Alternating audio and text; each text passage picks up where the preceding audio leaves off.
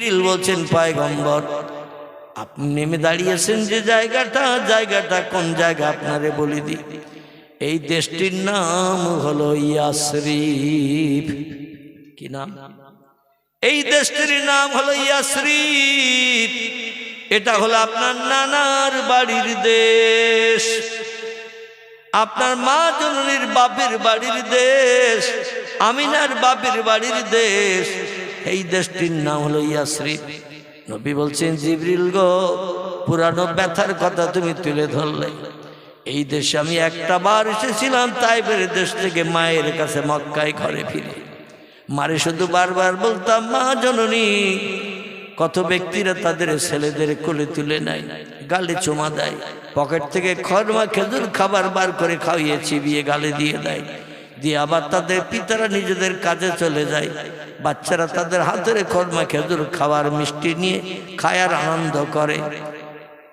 ও মা জননী, আমার আব্বা আজ পর্যন্ত একটা দিন আমার সঙ্গে তাইফে দেখাও করতে গেল না। মক্কায় ফিরে আসার পরও আমার সঙ্গে দেখা করলো না। আমার আব্বা আইনা তাজাহাব কোথায় গিয়েছে একটু বলো।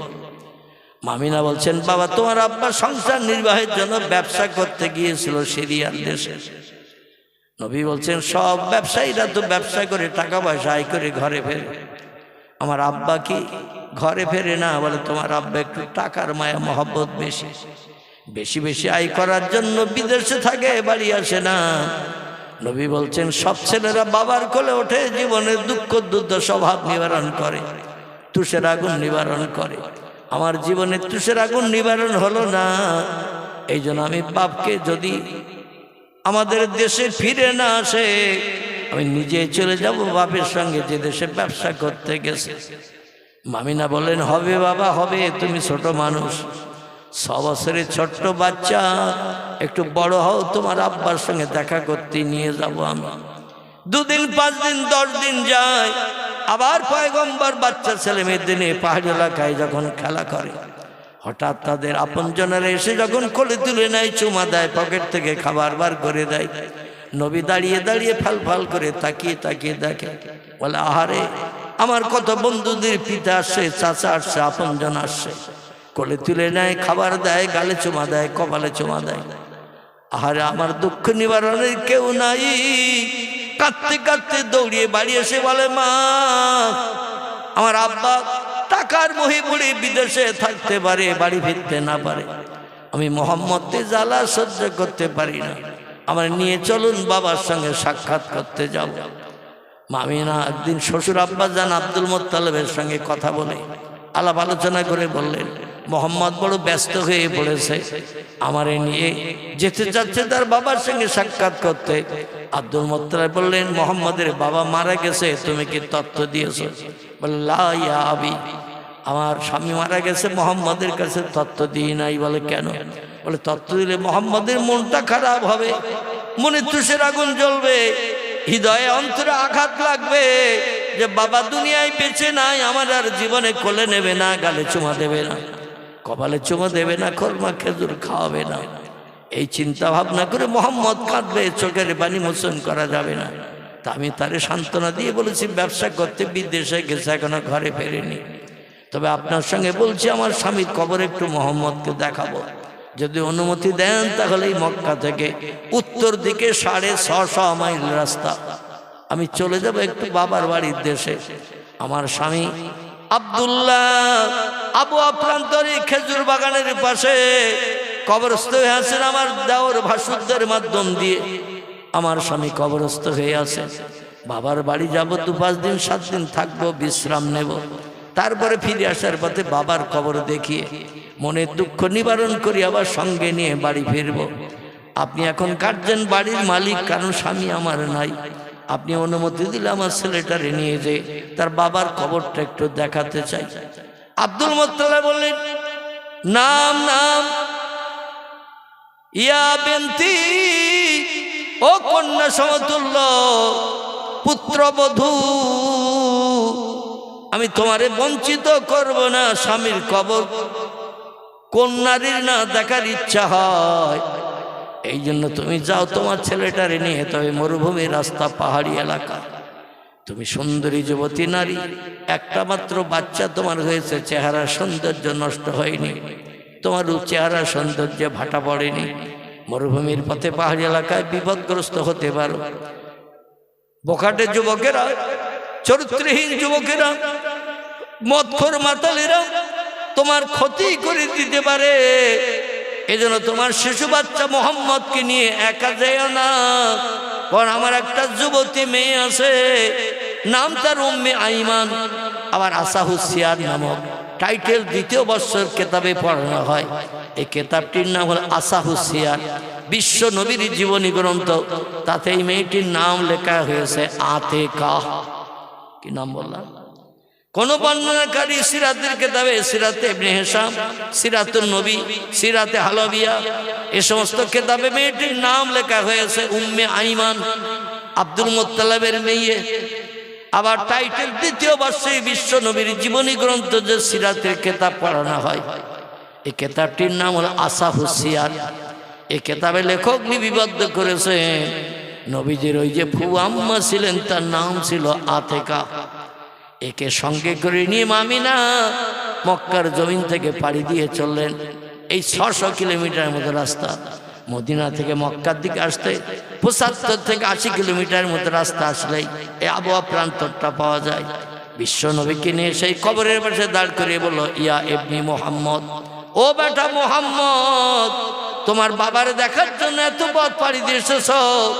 গরম বালির উপরে দৌড়িয়ে দৌড়িয়ে পায়ের তলায় ঠসকা পড়ে গেছে, ঠসকাগুলো আবার গলে যেয়ে দগদগে ঘা হয়ে গেছে। তবু দৌড়ানো তুমি বন্ধ করো নাই।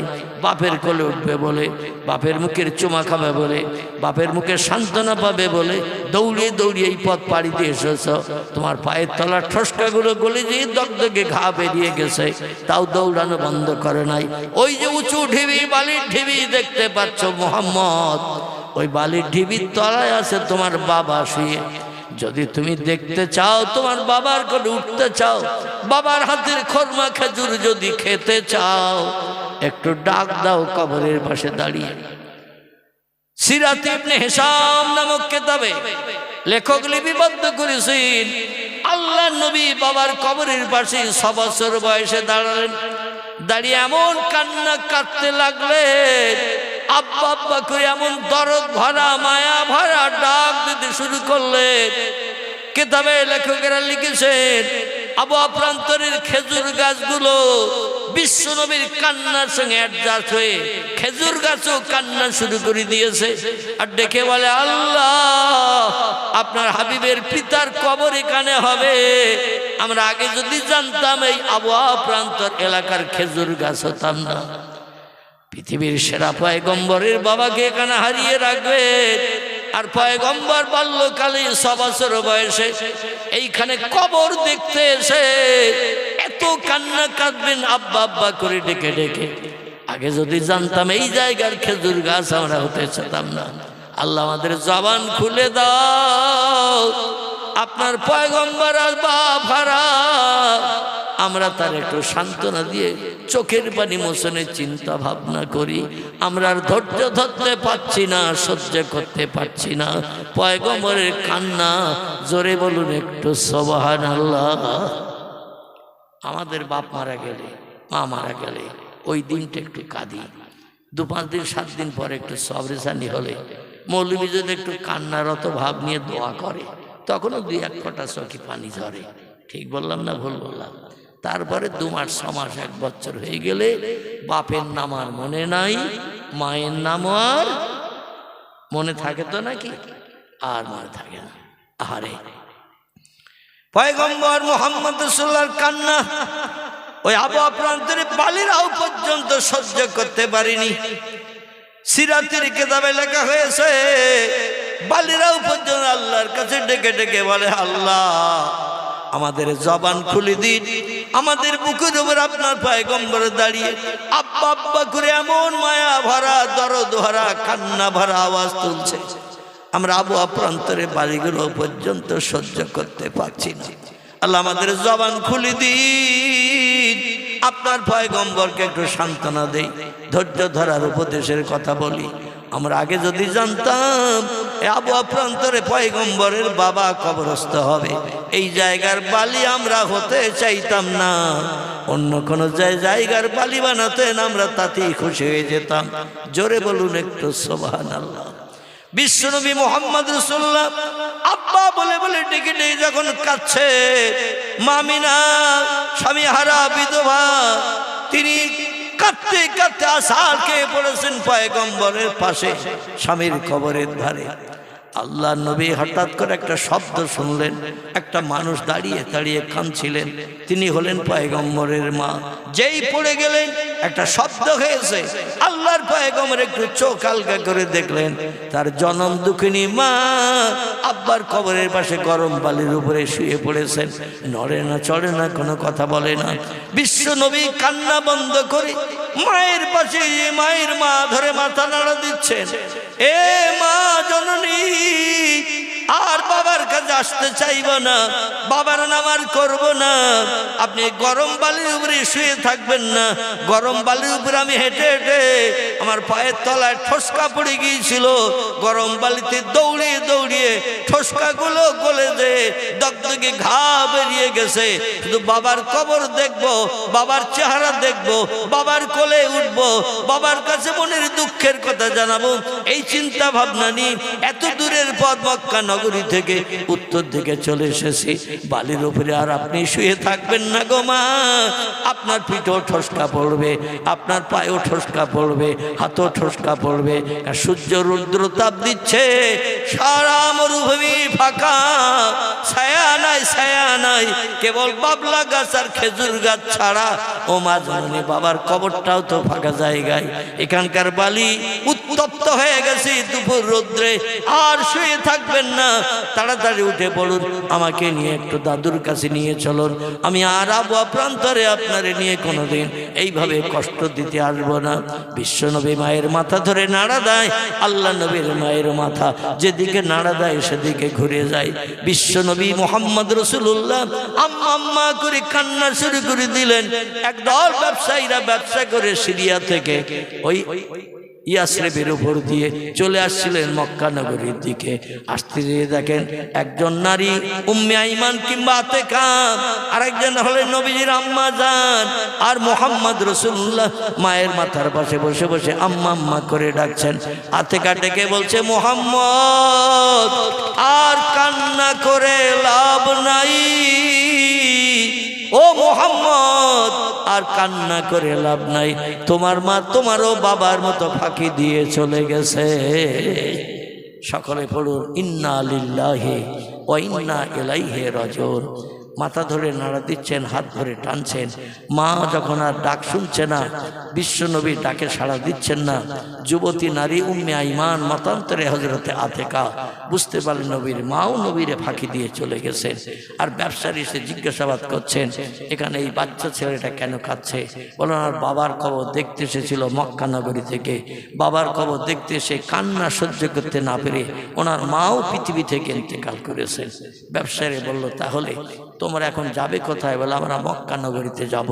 বলে মক্কা তো এখান থেকে কম বেশি প্রায় 500 কিলোমিটার রাস্তা, এত দূরে তোমরা যাবে কি করে? আর এই যে মারা গেছে নারীটি, এনাকে কি নিয়ে যাবে না কি করবে? বলে আমি এখন দুশ্চিন্তার মাঝখানে পড়েছি, আব্দুল মুত্তালিবের কন্যা, এই নারীকে যদি কাঁধে করে নিয়ে যাওয়া হয় সেও তো দুষ্কর এবং লম্বা দূরের পথ, 10-15 দিন হেঁটে যেতে লাগবে, আর পুষে গলে যাবে, দুর্গন্ধ হবে, পোকা হয়ে যাবে। এই মরা লাশ তো কাঁধে করে নিয়ে 10-15 দিন সূর্যের রৌদ্রে এই মরুভূমির রাস্তায় তো চলা যাবে না। বলে তাহলে অনুমতি দিলে ওই স্বামীর কবরের পাশে ওনার স্ত্রীকেও আমরা কবরস্থ করে যেতে পারি, যদি অনুমতি দাও। হযরত উম্মে আইমান মতান্তরে হযরত আতিকা বললেন, আমি একা, আপনারা যেটা বলছেন এটাই যথেষ্ট ভালো হবে, মরা মানুষ কাঁধে করে নিয়ে তো মক্কায় নিয়ে যাওয়া সম্ভব হবে না, আপনারা স্বামীর কবরের পাশে তার স্ত্রীকেও কবরস্থ করে দেন। এই জন্য পয়গম্বর মুহাম্মদ রাসূলুল্লাহর বাপ মার কবর আবওয়া প্রান্তরে একই জায়গায় পাশাপাশি আছে। জোরে বলুন সুবহানাল্লাহ। নবীজি মাকে কবরস্থ করলেন বাপের কবরের পাশে করে, আল্লাহর কাছে হাত তুলে বললেন, আল্লাহ আগে যদি জানতাম আমি মোহাম্মদ বাফারা এতিম, আর মা আমারে বাপকে দেখাতে নিয়ে আমাকেও আজকে এতিম করে রেখে চলে যাবে, তাহলে আমি আর মায়ের সঙ্গে আসতাম না। আল্লাহ এই মদিনার দেশ, ইয়াসরিবের দেশ হলো নিকৃষ্ট দেশ। এ দেশ আমার কাছে খারাপ দেশ হিসেবে বিবেচিত, কারণ এই দেশ কোনো বাচ্চার কান্নার দিকে লক্ষ্য করে না, বাচ্চার কোনো কান্নার দিকে একবার ফিরেও তাকায় না। আমি বাফারা এতিম, আমার মাকে সঙ্গে করে নিয়ে বাপের কবর দেখতে আসলাম, তবু এই দেশ আমার মাকেও কবরস্থ করে দিল। জীবনে আর কোনোদিন আমি ইয়াসরিবের দেশে আসবো না। জোরে বলুন সুবহানাল্লাহ। নবী এই কথাটা বলেছিলেন। আল্লাহু আকবার। সব জলসাই কালেকশন করার তো সমস্যা খুব। প্রত্যেক জলসার দ্বিতীয় আবার কালেকশন, একটা বক্তা রাখতে হবে আলাদা, কারণ কালেকশন করা আমার পক্ষে সম্ভব হয় না। আর আমি কালেকশনের জলসা যাই হয়, কিন্তু এই গ্রামে প্রতিটি প্রোগ্রামে এসে এই শেষবেলা বোঝা আমার ঘাড়ে চাপাবে, আর এই বোঝা টানতে হবে, এ তো সমস্যা খুব। যাই হোক, দেখতে দেখতে অনেক সময় হয়ে গেছে, একটা তো বাঁচতে যাই। 11টায় শুরু করেছিলাম, দেখতে দেখতে 1টা বাজতে যায়। নবীজি সাল্লাল্লাহু আলাইহি সাল্লাম বলেছিলেন আমি ইয়াসরিবে তার আসবো না, কিন্তু জিবরিল আমিন বলছেন আপনি যেখানে বোরাকের পিঠ থেকে নেমে দাঁড়িয়েছেন এই দেশটা হলো ইয়াসরিবের দেশ। নবী বলছেন আমি এই দেশে আসবো না বলে পণ করেছিলাম, আর সেই দেশে এনে তুমি আমার আজকে দাঁড় করিয়েছো আল্লাহ দেখার দিনে। জিবরিল বললেন পয়গম্বর, আল্লাহর হুকুম হয়েছে তাই এনেছে, আল্লাহর হুকুম ছাড়া কোনো কাজ করি না। নবী বলেন কি হুকুম হয়েছে বলো? বলে আপনি যেখানে নেমে দাঁড়িয়েছেন এই জায়গাটা রাতের বেলা একটু ভালো করে দেখে নিন। আপনি মেরাজ করে আসার পরে মক্কা নগরীতে যখন ফিরে আসবেন, আল্লাহ কিছুদিন মক্কায় রেখে আপনাকে হিজরত করে এই নানার বাড়িতে সে আসতে বলবেন কলেমার দাওয়াত দেওয়ার জন্য। যে দেশ আপনার কাছে নিকৃষ্ট খারাপ হিসাবে বিবেচিত, মনে ব্যথা দুঃখ দেওয়া এটা আপনার কাছে ধারণা, কিন্তু এই দেশটা আপনার মুখে হাসি ফুটাবে। আল্লাহর সঙ্গে দিদার করে আসার পরে বহু দেশে মক্কায় থাকতে কলেমার দাওয়াত দিতে গেছেন, কোন দেশের মানুষ কলেমা গ্রহণ করেনি। আর ইয়াসরিবে যখন কলেমার দাওয়াত দিতে আসবেন, হাজারে হাজার মানুষ আপনার হাতে হাত দিয়ে কলেমা পড়ে ঈমান এনে মুসলমান হবে। জোরে বলুন একটু সুবহানাল্লাহ। এই দেশের মানুষই কলেমা পড়বে, আপনার মুখে হাসি ফুটাবে, ইয়া রাসূলুল্লাহ, ইয়া হাবিবাল্লাহ, হুজুর। আর এই দেশে আপনি যখন আসবেন কলেমার দাওয়াত দিতে, এই দেশের জমিনে এই যেখানে দাঁড়িয়ে আছেন এই জায়গায় আপনার বসবাসের ঘর তৈরি হবে। জোরে বলুন একটু সুবহানাল্লাহ। বাকি জিন্দেগি যতদিন বাঁচবেন এই দেশের জমিন আপনি ঘর বেঁধে বসবাস করবেন, আর যেখানে ঘর হবে সেই জায়গাটা এই জায়গা।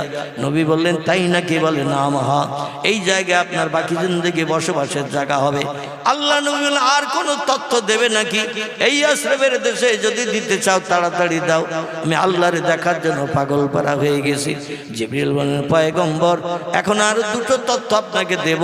2 নম্বরের তথ্য হলো পয়গম্বর আপনি শুনুন, এই যেখানে আপনি বসবাস করবেন ঘর বেঁধে কলেমার দাওয়াত দিতে এসে, এখানে আপনার একজন বিবাহিতা স্ত্রীর ঘর হবে। এই জায়গাটা তিনি অন্য কেউ নন, আপনার মহব্বতের সাথে প্রথম বয়স্কদের ভিতরে হাতে হাত দিয়ে কলেমা পড়ে মক্কা নগরীতে মুসলমান হয়েছিলেন যিনি, তার নাম হলো আবু বকর সিদ্দিক। তারই প্রাণ প্রিয় কন্যা যার নাম হলো উম্মুল মুমিনিন হযরতে মাইশাতুল হুমায়রা। আপনি মদিনায় আসার পরে আয়েশার সঙ্গে আপনার বিয়ে হবে, আর ওই বিয়ের পর আয়েশাকে নিয়ে এই জায়গায় আপনি ঘর বেঁধে বসবাস করবেন 10 বছর। জোরে বলুন একটু সুবহানাল্লাহ। ক বছর? 10 বছর এখানে আপনি ঘর বেঁধে বসবাস করবেন, আয়েশাকে নিয়ে সংসার করবেন। নবী বলছেন আর কোন তথ্য দেবে নাকি? জিবরিল বলেন না ইয়া রাসূলুল্লাহ, আল্লাহ আরেকটা তথ্য আমারে জানিয়ে দিয়েছেন অ্যাডভান্স, যেটা পৃথিবীর কোনো মানুষ জানে না। আল্লাহ সব খবর জানেন, তিনি জানিয়ে দিয়েছেন এই আয়েশার ঘরের ভিতরে এখানেই বসবাস করতে করতে 10 বছর কাল অতিক্রান্ত যখন হবে, এখানেই আপনার মরণ হবে। আয়েশার ঘরের ভিতরে আপনার মরণ হবে, আর কিয়ামত পর্যন্ত আয়েশার ঘরের ভিতরে আপনাকে কবরস্থ হয়ে থাকতে হবে। জোরে বলুন একটু সুবহানাল্লাহ।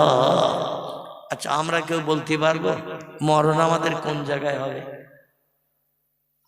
আমাদের কবর কোন বাসতলায় কোথায় হবে? আপনজন আত্মীয় স্বজনদের কাছে দায়িত্ব ছেড়ে দেয়া হয়। তারা যেখানে ভালো পছন্দ করবে মারা গেলে সেখানে কবর দেবে। আর আল্লাহ নবীজির জন্য অ্যাডভান্স সব তত্ত্ব আগাম জানিয়ে দিয়েছেন। মরণের পরে দেখা গেল সব তত্ত্বগুলো বাস্তবে একই হয়েছে। জোরে বলুন একটু সুবহানাল্লাহ। আমার ভাইরা, এইখান থেকে তিনটি নিদর্শন দিয়ে বোরাকের পিঠে চাপিয়ে পয়গম্বরকে নিয়ে যাওয়া হয়েছিল ওই মাদানের দেশের তুর পাহাড় দেখাতে। তুর পাহাড়ে মুসা নবী যেখানে আল্লাহর সঙ্গে টেলিফোনে কথোপকথন করতেন, সেইখানে সেই জায়গাটা দেখা হলো। ওখানে একটা খেজুর গাছ এখনো দাঁড়িয়ে আছে বর্ণনাকারীদের মতে, যার বয়স হয়েছে বর্তমান ৪,৫০০ বছর। কত বছর বললাম? ৪,৫০০ বছর গাছটার বয়স। এই গাছের তলায় দাঁড়িয়ে মুসা নবী আল্লাহর সঙ্গে টেলিফোনে কথা বলতেন। পয়গম্বরকে সেটা দেখানো হলো। দেখিয়ে ওখান থেকে বোরাকের পিঠে চাপিয়ে বাইতুল মুকাদ্দাসে নিয়ে যাওয়া হলো। বাইতুল মুকাদ্দাসে পয়গম্বর ইমাম হলেন। আল্লাহর কোটি কোটি ফেরেশতারা মুক্তাদি হলেন। সমস্ত পয়গম্বর আদম নবী থেকে ঈসা নবী পর্যন্ত আসমান থেকে ছাড় দিয়ে নবীজির পিছনে ইক্তেদা করে মুক্তাদি হয়ে নামাজ পাঠ করে নবীজির ইমাম বানালেন। ওনারা সবাই নবীর মুক্তাদি হয়ে উম্মত হিসাবে বিবেচিত হলেন। জোরে বলুন একটু সুবহানাল্লাহ। একটা গাছ সেদিন জমিনে দাঁড়িয়ে থাকবে না।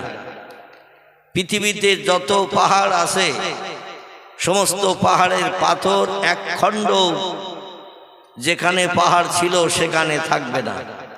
অতাকুনুল জিবালু কাল ইহনিল মানফুস। আল্লাহ বলছেন তুলায় হাওয়া লাগলে, ঘুড়িতে হাওয়া লাগলে যেমন উঠতে থাকে, দুনিয়ার বড় বড় পাহাড়ের পাথরের চাই 20 টন, 50 টন, 100 টন, 1000, 2000 টনের যদি এক একটা বড় পাহাড়ের চাই থাকে, পাথরের চাই, সেগুলো সেদিন ইসরাফিলের সিংহার ফুৎকারে তুলার মতো উঠতে থাকবে। তাহলে সে ফুটা কি সাধারণ ফু বলে মনে হয়? তুলোর মতো উড়বে। 1000 টনের পাথরের চাই উড়ে চলে যাবে।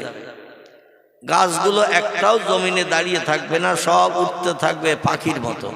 পাখিরা যেমন ডানা মিলে ওড়ে, গাছগুলো এরকম উড়ে যাবে। যাবে কোথায়? পয়গম্বর মোহাম্মদ রাসূলুল্লাহ বলছেন পৃথিবীতে যত সাগর আছে, বঙ্গোপসাগর, ভারত মহাসাগর, প্রশান্ত সাগর, ভূমধ্য সাগর, লোহিত সাগর, আটলান্টিক মহাসাগর, এইভাবে যত সাগর আছে, আরব সাগর, সব সাগরের পানিতে যে নিক্ষিপ্ত হবে। সাগরগুলোই পাহাড় আর গাছপালা উড়িয়ে দিয়ে সব ভরাট করে দেবে। তাম পৃথিবী আল্লাহর কোন শব্দের মাধ্যম দিয়ে তাম পৃথিবী সমতল হয়ে যাবে। বর্তমান প্রযুক্তি যুগের বিজ্ঞানীরা বলছে পৃথিবীর 4 ভাগের 3 ভাগ পানি, 1 ভাগ মাটি। তাম পৃথিবীতে যত দেশ, সব দেশের মাটিগুলো এক জায়গায় করলে পৃথিবীর 4 ভাগের 1 ভাগ হবে। আর তাম পৃথিবীতে পানি হবে 3 ভাগ। তাহলে পৃথিবীতে মাটি বেশি না পানি বেশি? এই এখানে ওয়াজ করতেছ কারা? তাম পৃথিবীতে পানি বেশি, মাটি কম। আর এই পানি জায়গাগুলো ভরাট করে এই জন্য আল্লাহ দেবেন পৃথিবীতে যত দেশ, সব দেশে মানুষ বাস করে না? করে না? একটু কথা বলবেন। মানুষ বাস করে। আর যে দেশে মানুষ বাস করে সে দেশে মারা গেলে অন্য দেশে নিয়ে কবর দেয় তো নাকি? সেই দেশেই কবর দেয় না অন্য দেশে নিয়ে যায়? যে দেশের মানুষ সেই দেশেই কবরস্থ হয়। আর প্রত্যেকটি দেশ থেকে আল্লাহ যখন বলবেন কোন এ বান্দারা জীবিত হও আর তোমরা হাসরের মাঠে হাজির হও, সেদিন সব দেশের কবর থেকে মানুষ জিন্দা হয়ে ঠেলে উঠবে আর দৌড়াবে সবাই ওই হাসরের মাঠ।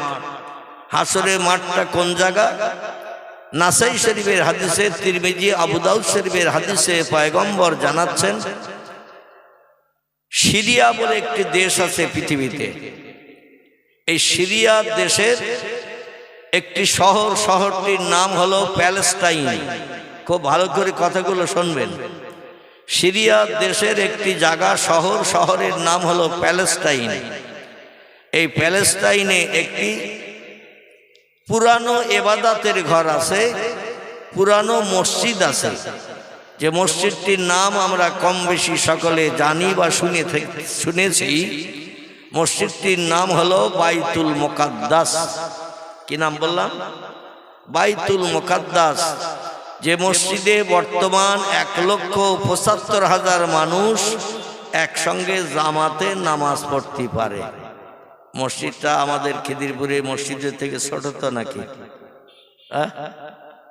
1,75,000 মানুষ একসঙ্গে জামাতে নামাজ পড়তে পারে, এই রকম এরিয়া করে মসজিদটা বানানো আছে।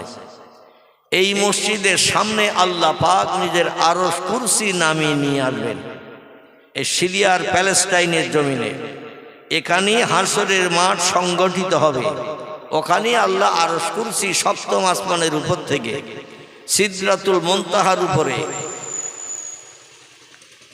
আল্লাহ পাক নিজের আরশ কুরসি স্থাপন করে রেখেছেন।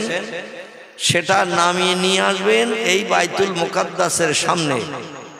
মক্কা মদিনা থেকে উত্তর দিকে অবস্থিত এই প্যালেস্টাইন। কোন দিকে বললাম? মক্কা মদিনা থেকে উত্তর দিকে, উত্তর সাইডে। তো সেইখানে আল্লাহ পাক আরশ কুরসি নামিয়ে নিয়ে আসবেন। তবে একটা বেলুনের ভিতরে গ্যাস পুরি দিয়ে বেলুনটা যদি ছেড়ে দেওয়া হয়, ও বেলুনটা নিচে নামবে না উপরে উঠবে? বেলুন উপরে উঠবে, কারণ গ্যাস দিলে ও আর নিচে নামে না, উপরের দিকে ওঠে। আল্লাহর আরশ কুরসিটা ওই রকম গ্যাসের মতো শূন্য হাওয়ায় দাঁড়িয়ে থাকবে। জোরে বলি একটু সুবহানাল্লাহ। আল্লাহ ওটা পারবে না? পারবে না। শুধু তিনি বলবেন কুন ফায়াকুন, সঙ্গে সঙ্গে সেটা হয়ে যাবে। তার পাওয়ার শক্তি ক্ষমতা এমন, অতীতে যেমন ছিল বর্তমানে তেমন আছে, ভবিষ্যতে আল্লাহর ক্ষমতা হেরাস হবে তো নাকি? আল্লাহর ক্ষমতা তেমনই থাকবে। তিনি শুধু বলবেন কুন, সঙ্গে সঙ্গে শূন্যে দাঁড়িয়ে থাকবে এই আরশ কুরসি। আর আরশ কুরসির সামনে থেকে হাসরের মাঠ সংগঠিত হবে। আর এই আরশ কুরসির তলায় যারা দাঁড়ানোর জায়গা পাবে তাদের মাথায় সূর্যের রৌদ্র লাগবে না। আমি মির্জাপাড়া পুকুরের কাছ দিয়ে যখন আসছিলাম তখন শুনছিলাম আমার পূর্ববর্তী বক্তা বলছিলেন 12টা সূর্য উদয় হবে, বলছিলেন না? কিন্তু আসলে সূর্য 12টা উদয় হবে না। সূর্য উদয় হবে একটা, মুখ হবে 12টা। কটা বললাম? মুখ হবে 12টা, সূর্য উদয় হবে একটা, 12টা সূর্য হবে না। যাই হোক, মিস্টেক হয়ে গেছে তথ্যটা বলতে। সূর্য একটাই হবে, 11টা মুখ তার বন্ধ করা, একটা মুখ খোলা। সেই মুখ দিয়ে এখন আলো দিচ্ছে। আর যেদিন আল্লাহ কিয়ামত সংগঠিত করবেন সেদিন সূর্যের 11টা মুখ খুঁটি দিয়ে মোট 12টা মুখ আল্লাহ পৃথিবীতে চালু করবেন। 12টা টর্চ লাইট যদি টেপা হয়, লাইট আলো কটা বেরোবে? 12টা টর্চ লাইটে যদি সুইচ টেপা হয় 12টা আলো বেরোবে। ওই রকম এক সূর্য থেকে আলো বেরোবে 12টা। এই 12টা আলো পৃথিবীর জমিনে আসবে। বর্তমান প্রযুক্তি যুগের বিজ্ঞানীরা বলছে পৃথিবীর জমিন থেকে সূর্যের দূরত্ব হলো 9,30,00,000 মাইল দূর। কতটা বললাম? 9,30,00,000 মাইল দূর। আপনাদের এখান থেকে বারাসাত কত দূর হবে? বারাসাত 50 কিলোমিটার। ঠিকই বলেছেন, কারণ বসিরহাট থেকে বারাসাত হলো 42 কিলোমিটার। তার থেকে আরো 8-10 কিলোমিটার জুড়লে 50-52 কিলোমিটার হবে। এখন এখান থেকে বারাসাত কি কাছের কাছে? 50 কিলোমিটার দূরটা কি কাছে? কিন্তু আল্লাহ সূর্য কত দূরে একবার চিন্তা ভাবনা করেন। বিজ্ঞানীরা এই তত্ত্বটা দিল কি করে আমি সেটাও আপনাদের কাছে বলি, যদিও মগজে ধরে রাখতে পারেন। সূর্য প্রথম পূর্ব দিকে উদয় হয়ে যখন লাইট ছাড়ে, আলো, এই আলোটা পৃথিবীর জমিনে এসে জমিনে লাইট আর সূর্যের আলো পড়তে সময় লাগে 8 মিনিট। ক মিনিট বললাম? সূর্য যখন আলো ছেড়ে দেয় তার থেকে পৃথিবীর জমিনে লাইট ফেলতে, কিরণ ফেলতে, এই আলো ছেড়ে দেওয়ার পরে আলোটা পৃথিবীর জমিনে ওখান থেকে সূর্যের কাছ থেকে আসতে জমিনে লাইটটা পড়তে সময় লাগে 8 মিনিট। আর এক এক সেকেন্ডে সূর্যের গতি থাকে 86,000 কিলোমিটার। কত সেকেন্ডে বললাম? 1 সেকেন্ডে। 1 সেকেন্ডে সূর্যের আলোর গতি দ্রুত চলে যায় 86,000 কিলোমিটার। আর আসতে লাগে 8 মিনিট। এইটাকে নিয়ে বিজ্ঞানীরা গুণ করে তত্ত্ব দিয়েছেন, পৃথিবীর জমিন থেকে সূর্য যেখান থেকে আলো দেয়, এই জমিন থেকে সূর্যের দূরত্ব হলো 9,30,00,000 মাইল দূর। বিজ্ঞানীদের জিজ্ঞাসাবাদ করা হয়েছে সূর্য কোথায় আছে। বিজ্ঞানীরা বলছে সূর্য মহাশূন্যে ভাসমান। পয়গম্বর মোহাম্মদ রসুল্লাহ এই মাসের 26 তারিখের দিনগত রাত আল্লাহর সঙ্গে যেদিন দিদার করতে গিয়েছিলেন, সেদিন তিনি আল্লাহর বানানো কিছু সৃষ্টির রণকৌশল দেখলেন, আল্লাহর বানানো সৃষ্টির কিছু নমুনা দেখলেন, যে নমুনাগুলো কিয়ামত পর্যন্ত এখনো পৃথিবীর বিজ্ঞানীরা ধরতে পারেনি। নবী যে তত্ত্বগুলো দিয়েছেন সাহাবীরা হাদিসে লিপিবদ্ধ করেছেন। এখন একটা তথ্য আমরা মিথ্যা বলে ধারণা করব কি? একটা তথ্য মিথ্যা বলে ধারণা করব? যদি আমরা নবীজির একটা তত্ত্ব হাদিসের কথা মিথ্যা বলে ধারণা করি, আমাদের ঈমান নষ্ট হয়ে যাবে। আর যাদের ঈমান থাকবে না তাদের জায়গা কোথায় হবে? তাদের জায়গা হবে জাহান্নাম, কোনো সন্দেহ নাই।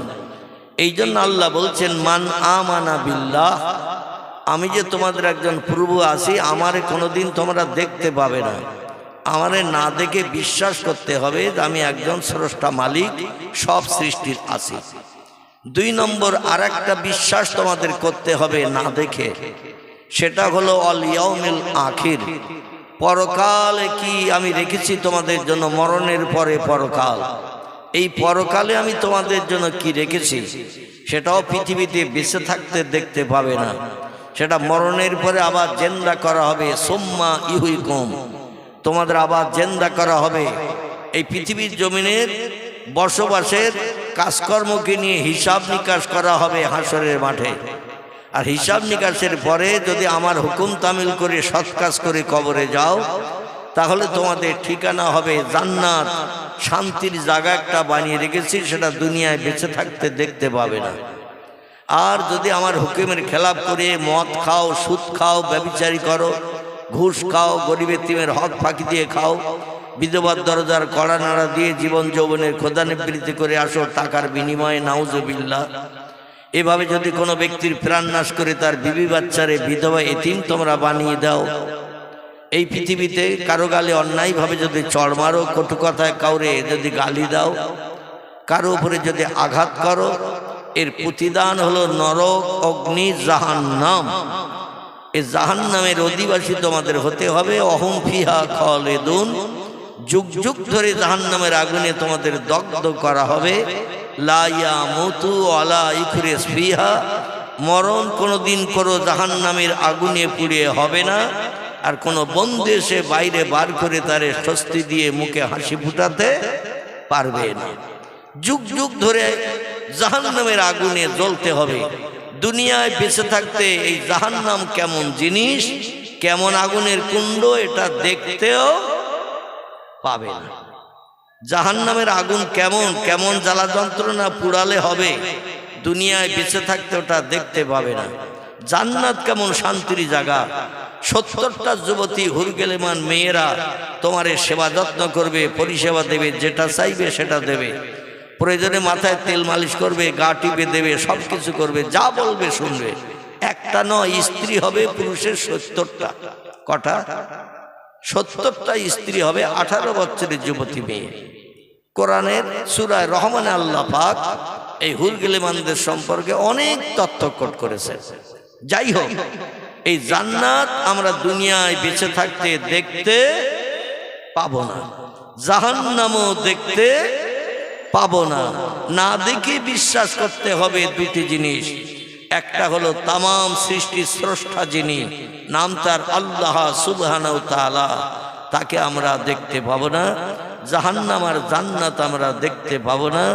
এই 2টি জিনিস না দেখা সত্ত্বেও বিশ্বাস করতে হবে। এর আরবি নাম হলো ঈমান, বাংলা নাম হলো বিশ্বাস। আর জাহান্নামের আগুন থেকে নিষ্কৃতির জন্য, স্বস্তি পাওয়ার জন্য যদি জাহান্নামের ভয়ে তোমরা কোনো সৎ কাজ করো, আমি আল্লাহ আমার হুকুম তামিল করো, আমার হুকুমের যদি মর্যাদা তোমরা দাও, তাহলে ও আমিলা সলেহান, একটু ভালো ভালো কাজ, সৎ কাজ, ভালো ভালো কাজ করো। ভালো কাজ কি? মুয়াজ্জিন আযান দিলে সেই ওয়াক্তের নামাজ পড়তে হবে। রমজান মাস আসলে 1 মাস দাঁতে দড়ি দিয়ে না খেয়ে পিপাসায় কাতর হয়ে সন্ধ্যার মাগরিবের আযান পর্যন্ত অনাহারা থাকতে হবে। আল্লাহ সারা জীবনে একটাবার যদি সোনার মক্কা মদিনা দেখার মতো টাকা জোগাড় করে দেয়, আপনাকে হজ পাক করতে হবে। এটা হলো আল্লাহর ফরজ হুকুম। এটা প্রত্যেকটি ইমানদার মুমিন মুসলমানদের আদায় করতে হবে, না করলে অপরাধী সাব্যস্ত হতে হবে। নবী বলছেন হজে যাওয়ার মতো টাকা জোগাড় হলো, কিন্তু সেই লোকটার হজে যাওয়ার মতো টাকা জোগাড় হওয়ার পরে জমি কিনে একটু জমি বাড়ালো, দোকান করে দোকান বাড়ালো, ব্যবসা বাড়ালো, বলল পরের বছর যাব, তারপরের বছর যাব, কিন্তু দেখা গেল পরে আর টাকা জোগাড় হলো না। আল্লাহ নবী বলছেন ফালাইসা মিন্নি মিন ইয়াউমিল কিয়ামাত, হাসরের মাঠে ওই লোকটার সঙ্গে আমার কোনো সম্পর্ক থাকবে না, সে আমার কেউ না, আমি তার কেউ না। এমনকি পয়গম্বর আরো তথ্য দিয়েছেন, মরণের পরে কবরে তার চেহারাটা শূকর মার্কা হবে। জোরে বলুন একটু নাউজুবিল্লাহ, একটু জোরে বলেন নাউজুবিল্লাহ।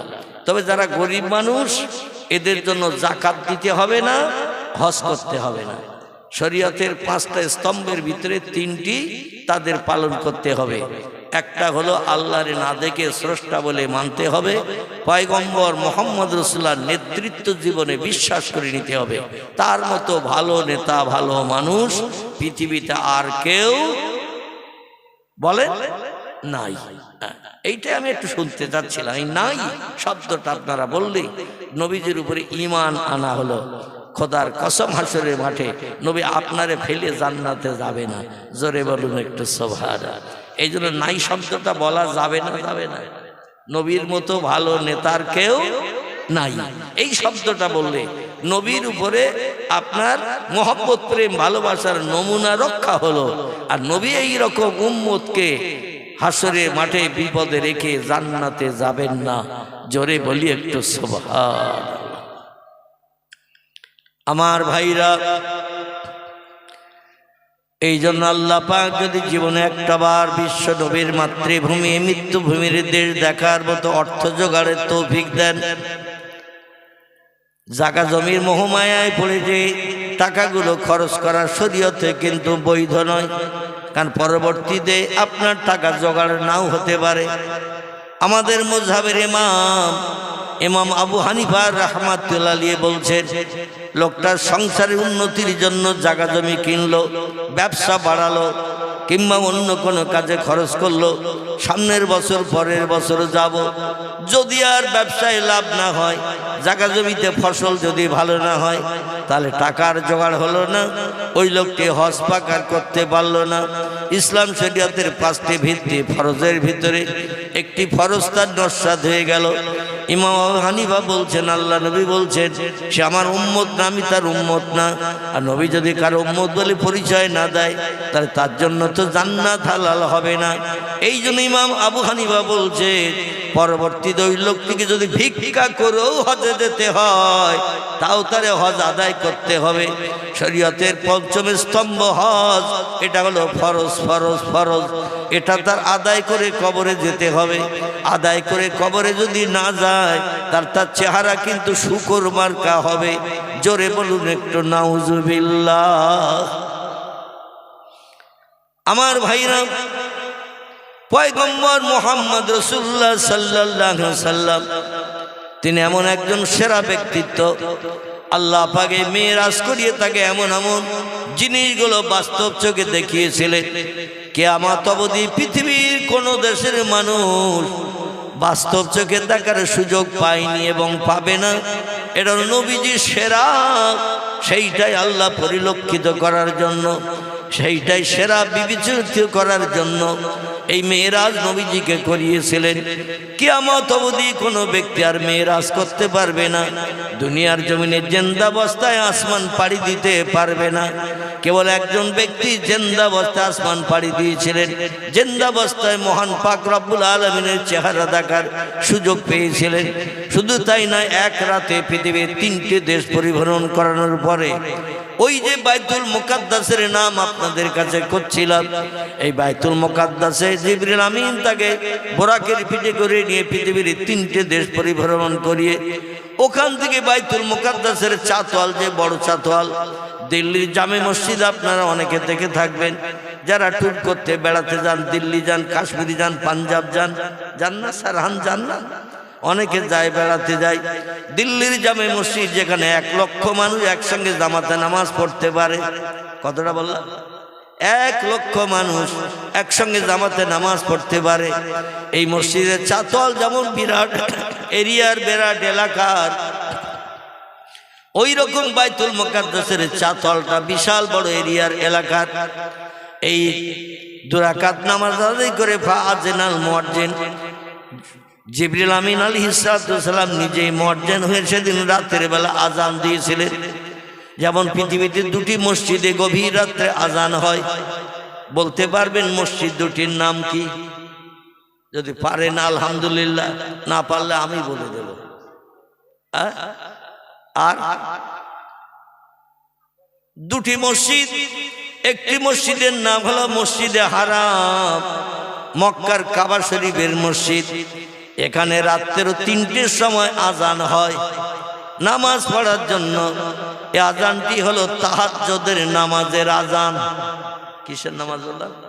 তাহাজ্জুদের নামাজের আজান।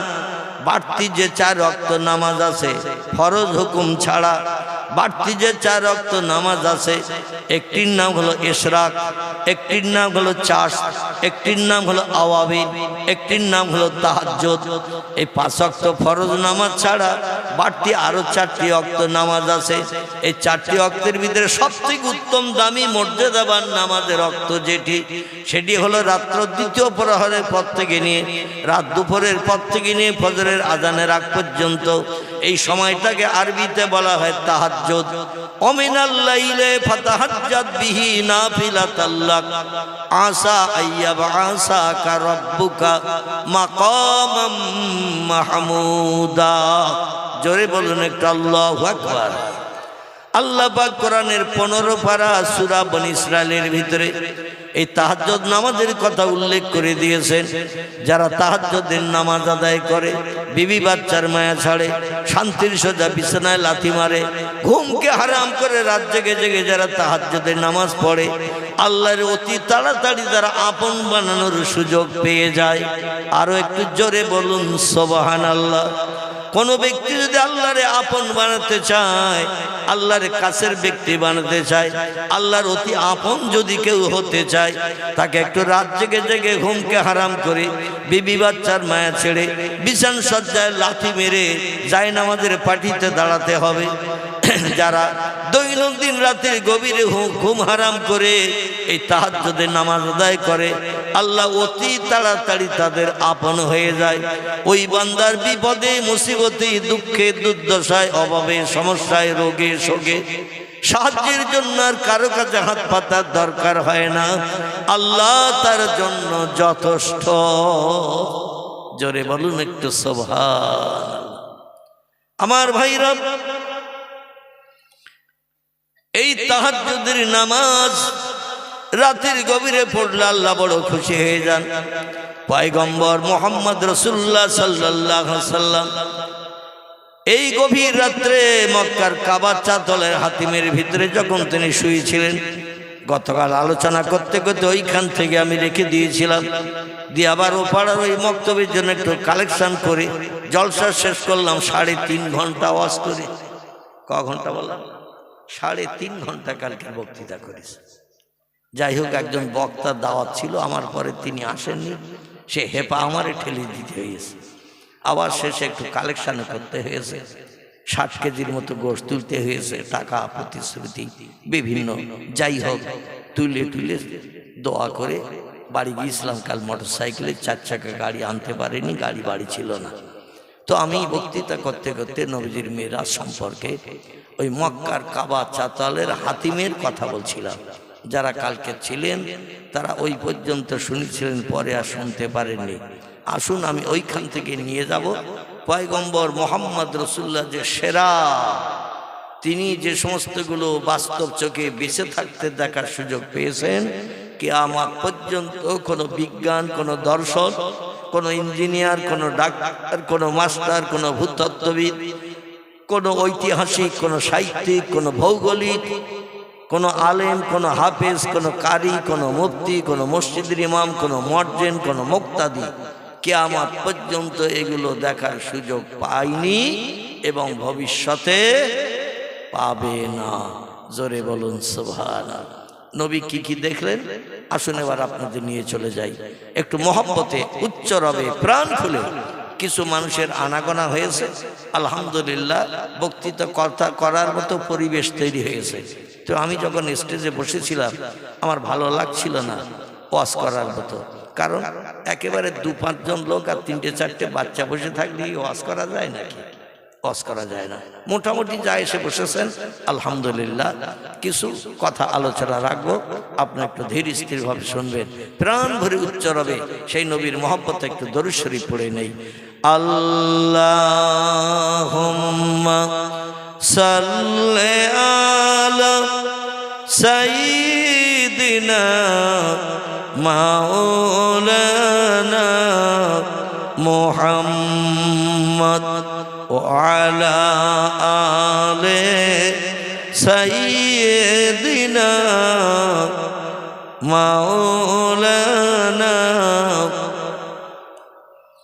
জিবরিল আমিন আল্লাহর হুকুম তামিল করে জান্নাত থেকে একটি রকেট নিয়ে আসলেন মক্কার কাবা শরীফের চাতলে। তবে এই রকেটটা এনে দাঁড় করিয়েছিলেন আমাদের পূর্ব দিকে। জোরে বলুন একটু সুবহানাল্লাহ। এই বোরাক নামের রকেটটি, যার গায়ের রং ছিল সাদা, পা ছিল 4খানা, পিঠে আবার 2খানার ডানা লাগানো ছিল। দুনিয়ায় যত চতুষ্পদ জন্তু আমরা দেখি, গরু, ছাগল, ইঁদুর, কুকুর, বিড়াল থেকে শুরু করে 4 পেয়ে জন্তু, বাঘ, ভাল্লুক, হাতি, সিংহ, গন্ডার, যত চতুষ্পদ জন্তু দেখি, কোন পশুর গায়ে কোনো ডানা বাজু আছে? আছে? নাই। কিন্তু জান্নাতে এই পশুটির গায়ে 2খানা ডানা লাগানো ছিল। জিবরিল আমিন হলো দ্রুতগামী রকেট, একবার চোখ বন্ধ করে হালকা করলে তারা নজর ভর দেখতে পাওয়া যেত না, এত দ্রুতগামী রকেট। কিন্তু জিবরিল ওই জান্নাতি পশুর সঙ্গে পাল্লা দিয়ে যেতে পারেনি, বরং পিছনে পড়ে যেতেন সব সময়। জোরে বলুন একটু সুবহানাল্লাহ। এত দ্রুতগামী রকেট, যার আরবি নাম হলো বোরাক। একে নিয়ে কাবা শরীফের দরজার সামনে হাতিমের কাছে তাকে দাঁড় করিয়ে রাখলেন। হাতিম বলতে আমরা তাকেই বুঝি যেটা কাবা শরীফের উত্তর দিকে একটি প্রাচীর দেওয়া রয়েছে বেকা ধনুক মার্কা, আর একেবারে কাবা শরীফের দরজার পূর্ব দিকে একটা গোলাকার ধানের গলার মতো ঘর তৈরি করা আছে। যারা উমরায় গেছেন, হজ পাকে গেছেন, দেখে আসার সুযোগ পেয়েছেন, নিয়ত করুন আল্লাহ যেন মক্কার কাবা শরীফের চাতল নসিবে দেখায়, কাবা ঘরের কালো পাথর, লাল পাথর যেন নজরে দেখায়। কারণ এই পাথরের দিকে নজর করে তাকিয়ে থাকলে জীবনের গোনা রাশি আল্লাহ ধুয়ে মুছে সাফ করে বান্দারে বেগুনা মাসুম বানিয়ে দেয়। কারণ এই কালো পাথরের ঘরটি ইট টিট একটাও নাই, ইট দিয়ে কিছু বানানো নাই, সব পাথর দিয়ে বানানো। এতটা লম্বা লম্বা পাথর, এতটা করে উঁচু, এতটা করে পুরু, এক একটা পাথর এতটা পুরু, আর আমার 2 হাত লম্বা করলে যতটা লম্বা হবে, এই রকম লম্বা লম্বা পাথরের উপরে পাথর সেট করে এই ঘরটি বানানো রয়েছে। এই ঘরের পূর্ব দিকে ইব্রাহিম নবীর পদচিহ্ন আছে, যাকে মাকামে ইব্রাহিম বলা হয়। জোরে বলুন একটু সুবহানাল্লাহ। ওইখানে বোরাককে দাঁড় করিয়ে রেখে পয়গম্বর মোহাম্মদ রসুল্লাহকে হাতিমের ভিতরে খোঁজ করতে গেলেন, আর আল্লাহর কাছ থেকে সংবাদ জেনে এসেছেন আমার নবী কাবার চাতাল আছে, যে নবীর উঠিয়ে নিয়ে বোরাকে চাপিয়ে তাড়াতাড়ি পৃথিবীর 3টে দেশ পরিভ্রমণ করিয়ে আমার কাছে নিয়ে সময় পয়গম্বরের সামনে সরাসরি বসিয়ে নিয়ে 13 বছরের ঘাত প্রতিঘাত দূর করব, অত্যাচার, নির্যাতন, জ্বালা যন্ত্রণা, মক্কার মানুষ, তায়েফের মানুষ এমন করে কুবা বাসারের মানুষ, পার্শ্ববর্তী এলাকার মানুষেরা, ইয়ামানের মানুষ, যত মানুষেরা নবীর উপর অত্যাচার, উৎপীড়ন, নির্যাতন করেছে, আমি আল্লাহ সব নির্যাতনগুলো দূর করে দিয়ে নবীর মুখে হাসি ফুটাবো। জোরে বলুন একটু সুবহানাল্লাহ। জিবরিল আমিন প্রথম মাথা ধরে নাড়া দিয়ে ঘুম ভাঙাতে গেলেন। চিন্তা করলেন মক্কার মানুষেরা কত পাথর নবীর মাথায় মেরেছে, মারার কারণে পাথরে দগদগে ঘা হয়ে আসে। আর দেখে যদি ঘা থাকে সেখানে ব্যথা থাকবে না, থাকবে না। কবি কেতাবে লিখেছেন চুয়াজুরা বাদার দে আউর দিগার, দিগারে আজু হালা নামানাদ কারার। শেখ সাদি রহমাতুল্লাহ আলাইহি তার লিখিত কেতাবে বুস্তান নামক কেতাবের ভিতরে লিপিবদ্ধ করেছেন, মানুষের দেহে যদি কোথাও কোনো ফোড়া হয়, ফোড়া সারা শরীর বুঝতে পারে কিনা কোথায় ফোড়া, যন্ত্রণা, ব্যথা কোথায়। ফোড়া যখন পাকো পাকো হয়, পেকে যাওয়ার মতো হয়, মুখ সাদা হয়, তখন ওর গায়ে একটু ঘা লাগলে, টিপলে দরদ ব্যথা লাগে না, লাগে না? পায়ে যদি একটা কাটা ফোটে কোথাও, কাটা, আর কাটাটা যদি বার করা না হয়, একদিন দুদিন থাকলে ওই জায়গাটা দরদ ব্যথা হবে না, হবে না? জিবরিল চিন্তা করলেন পয়গম্বরের মাথায় যদি কাটা ঘা থাকে তাহলে দরদ ব্যথা হয়ে রয়েছে, ঘা এখনো সারেনি। আর আমি মাথার টিপে ধরে যদি মাথা নাড়া দিয়ে ঘুম ভাঙাতে যাই, পয়গম্বর যদি আহা কিংবা উহু শব্দ উচ্চারণ করে, আল্লাহ আজকের পয়গম্বরের মর্যাদার সব সৃষ্টির থেকে সেরা করে দিয়েছেন। আর আহু যদি করে আল্লাহ হয়তো আমার ব্যবহারে অখুশি হয়ে যাবে। আর আমার বিরুদ্ধে পয়গম্বর আল্লাহর কাছে যখন যাবে, আমার বিরুদ্ধে যদি রিপোর্ট করে আল্লাহ জিবরিল আমার মাথার ঘা চেপে ধরেছে, আল্লাহ অখুশি হয়ে গেলে আমার পাওয়ার মর্যাদা, সম্মান নষ্ট হয়ে যাবে। না না না, মাথার ঘা টিপে ধরে ব্যথা দেব না। হাতের কাছে চলে আসলেন, দুই হাত লম্বা করে শোয়া, রাতের গভীর আঁধার, হাত ধরে টেনে তুলবেন, চিন্তা ভাবনা নিলেন, কারণ তাড়াতাড়ি নিয়ে যেতে হবে।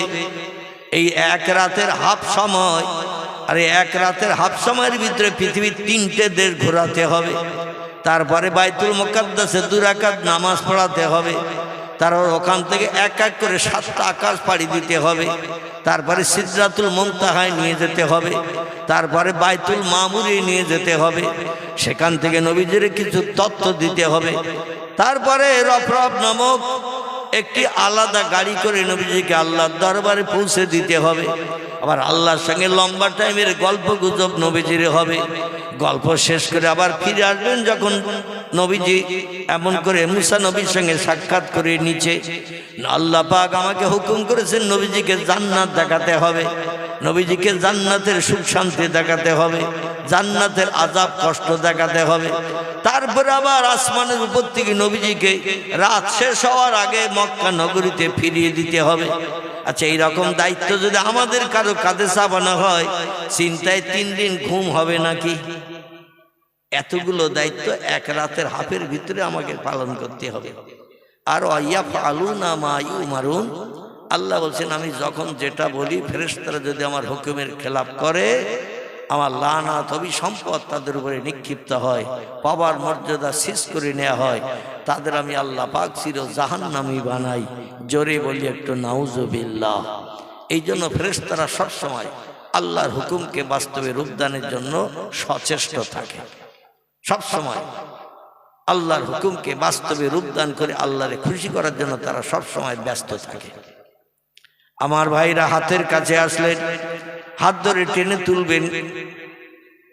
ওই কাবা শরীফের চাতল হাতিমের ভিতর থেকে চিন্তা করলেন হাতে কোথায় পাথরের ঘা আছে তা তো জানি না। আর এই পাথরের ঘায়ে যদি আমি টিপে ধরে হাত ধরে টানি, নবী যদি উহু শব্দ উচ্চারণ করে, আহা বলে চিল্লিয়ে ওঠে, আর আমার বিরুদ্ধে আল্লাহর কাছে যে রিপোর্ট করে দেয়, তাহলে আমার মর্যাদার সম্মান শেষ হয়ে যাবে। তা করব না। কি করে নবীজির ঘুম ভাঙায়? তফসিরকাররা তফসিরের ভিতরে লিখেছেন, কোন মানুষ যদি কাল ঘুমে ঘুমিয়ে থাকে, অসুস্থ ব্যক্তি, দুর্বল ব্যক্তি, রোগগ্রস্ত ব্যক্তি, দেখবেন এমনি এদের ঘুম হয় না, আবার যখন একটু ঘুমিয়ে পড়ে দেখবেন একটু কাল ঘুমে ঘুমায়। যদি কোনো ব্যক্তি কাল ঘুমে ঘুমিয়ে যায়, এদের ঘুম ভাঙানোর জন্য 2টি প্রসেস অবলম্বন করা যায়। এটা তফসিরের কেতাবে লেখকেরা লিখেছেন। তাতে তার কষ্ট হবে না বটে, তবে ঘুমটা তাড়াতাড়ি ভেঙে যাবে এই প্রসেস দুটি অবলম্বন করলে। একটি প্রসেস হলো কোনো ব্যক্তি যদি ঘুমিয়ে থাকে আর তার টোটাল দেহের কোনো জায়গায় যদি একটু গরম লাগিয়ে দেন, গরম একটু আগুন যদি সইয়ে দেন, ও লোকটা সঙ্গে সঙ্গে ধড়ফড় করে ঠেলে উঠবে না, উঠবে না। মরা মানুষ শ্মশানের চিতায় পোড়ালে তাই আগুন দিলে ঠেলে ওঠে, আর জিন্দা মানুষের গায়ে আগুন দিলেও কি চুপ করে শুয়ে থাকবে? কি থাকবে? মরা মানুষের গায়ে আগুন দিলে শ্মশানের চিতায় সেও পর্যন্ত ঠেলে ওঠে, আর জিন্দা মানুষের গায়ে আগুন দিলে অবশ্যই তো ঠেলে উঠবে। বাপরে গেছি বলে চিল্লিয়ে উঠবে না, উঠবে না। জিবরিল চিন্তা করলেন আগুন দিয়ে মুহাম্মদ রাসূলুল্লাহর ঘুম ভাঙাবো না, কারণ আল্লাহ আগুন নবীজির জন্য হারাম বানিয়েছেন, আর আমি সে আগুন দিয়ে নবীর ঘুম ভাঙাবো, ওটা হবে না। যদি আগুন দিলে তাড়াতাড়ি ঘুমন্ত ব্যক্তির ঘুম ভেঙে যায়। 2 নম্বরে আরেকটা কাজ করলে মানুষের ঘুম তাড়াতাড়ি ভাঙে। কাজটা কি বলুন তো? আলহামদুলিল্লাহ, শুধু ঠান্ডা না, একটু পানি যদি গায়ে ছিটিয়ে দেন কোনো ঘুমন্ত ব্যক্তির গায়ে, হালকা একটু পানি যদি ছিটিয়ে দেন, ও সঙ্গে সঙ্গে ঘুম ভেঙে ঠেলে উঠবে না, উঠবে না। আমার ভাইরা, গায়ে একটু পানি ছিটিয়ে দিলে যতকাল ঘুমিয়ে থাক, দেখবেন ও ধড়ফড় করে ঠেলে উঠবে, আর ঠেলে উঠে কিন্তু গালি শুরু করে দেবে, অমুকের বাচ্চা তমুকের বাচ্চা, গায়ে পানি দিলি কেন? এ বলবে না, বলবে না। জিবরিল চিন্তা করলেন পানি ছিটিয়ে দিয়ে ঘুম ভাঙাবো না। পয়গম্বর ক্লান্ত পরিশ্রান্ত মার খাওয়া ব্যক্তি, অত্যাচার উৎপীড়ন নির্যাতন তিনি খাচ্ছেন, সারা দেহ রক্তপ্লুত হয়ে গেছে, ঘা দগদগে ঘা রয়েছে। পয়গম্বরের গায়ে আগুন দেব না, আবার পানি দিয়েও ঘুম ভাঙাবো না। একটু এক কাজ করি, পানির মধ্যে একটু ঠান্ডা জিনিস পায়ের তলায় লাগাই, যে পায়ের তলায় পাথর মারতে পারিনি, যে পায়ের তলা আঘাত করতে পারেনি। কারণ মানুষ দাঁড়িয়ে থাকলে পায়ের তলা সেফটি থাকে কিনা? দাঁড়িয়ে যদি থাকে পায়ের তলাটা মাটির সঙ্গে আড়াল সেফটি থাকে কিনা? তাহলে ফেলিয়ে দিতে হবে, দিয়ে পায়ের তলা উঁচু করে তারপরে পায়ের তলা আঘাত করতে হবে। এমনটা ঘটনা পয়গম্বরের পায়ের তলায় ঘটেনি। এই জন্য জিবরিল চিন্তা করলেন নবীজির পায়ের তলায় আমি নূরের তৈরি ফেরেশতা, আমার জিভটা লম্বা করে পায়ের তলার ধুলোগুলো একটু ছিটিয়ে দেই। জোরে বলুন সুবহানাল্লাহ। আল্লাহর টোটাল ফেরেশতাদের ভিতরে যার মর্যাদা সম্মান সব থেকে বেশি, কারণ সমস্ত ফেরেশতা বানানোর আগে আল্লাহ প্রথম বানিয়েছিলেন জিবরিল আমিনকে। কাকে বললাম?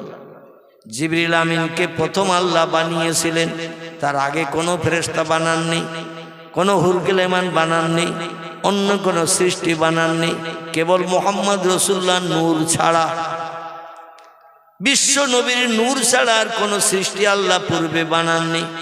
তারপরে তার ইবাদতের জন্য বানিয়েছিলেন ফেরেশতা জিবরিলকে। তফসির কারকেরা তফসিরের ভিতরে লিখেছেন 1000 বছর জিবরিল আমিন তৈরি হওয়ার পরে টোটাল 1000 বছর শুধু 24 ঘন্টায় আল্লাহর ইবাদত বندگی করেছিলেন, আল্লাহর নামের জপ জিকির করেছিলেন, আল্লাহর নামের তাসবিহ পড়েছিলেন, আল্লাহর উদ্দেশ্যে সেজদা করেছিলেন, আল্লাহর নামের জপ জিকির করে সেজদা করে আল্লাহরে খুশি করেছিলেন। জিবরিল 1000 বছর তৈরি হওয়ার পরে আল্লাহ আরেকজন ফেরেশতাকে বানিয়েছিলেন, তার নাম হলো ইসরাফিল। কি নাম বললাম? তার নাম হলো ইসরাফিল। ইসরাফিল তৈরি হলো 1 বছর, জিবরিলের বয়স হলো 2 বছর। আল্লাহ আরেকজন ফেরেশতা বানালেন, তার নাম হলো মিকাইল। কি নাম? মিকাইল। মিকাইল যিনি মেঘ পরিচালনা করে পানি বর্ষণ করেন।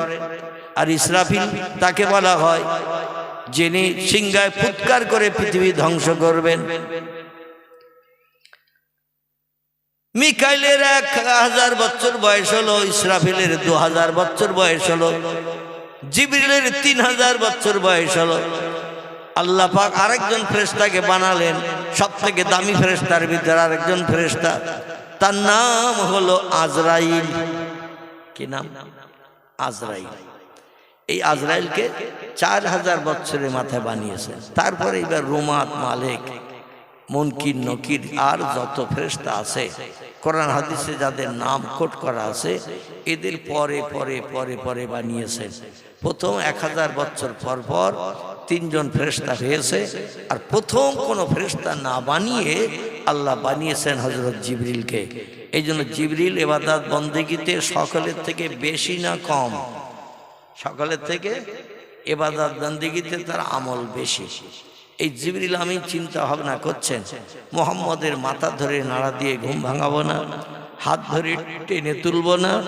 উনি শুয়ে আছেন যখন কাবার চাতলে হাতিমের ভিতরে, উনি তো পা এখন উঁচু করে শুয়ে রেখেছেন, দুই পা শুয়ে পড়লে একটু উঁচু হয় না, হয় না? শুয়ে পড়লে দু পা দেখবেন আঙুলগুলো উপরের দিকে থাকে, কিংবা যদি পা কাত করে দেন পায়ের তলাটা একটু ফাঁকা হয়। বিশ্বনবীর পা দুটো মাথার আঙুলগুলো উপরের দিকে ছিল, পায়ের গোড়ালি নিচের দিকে ছিল, শুয়েছিলেন ওই হাতিমের পাশে।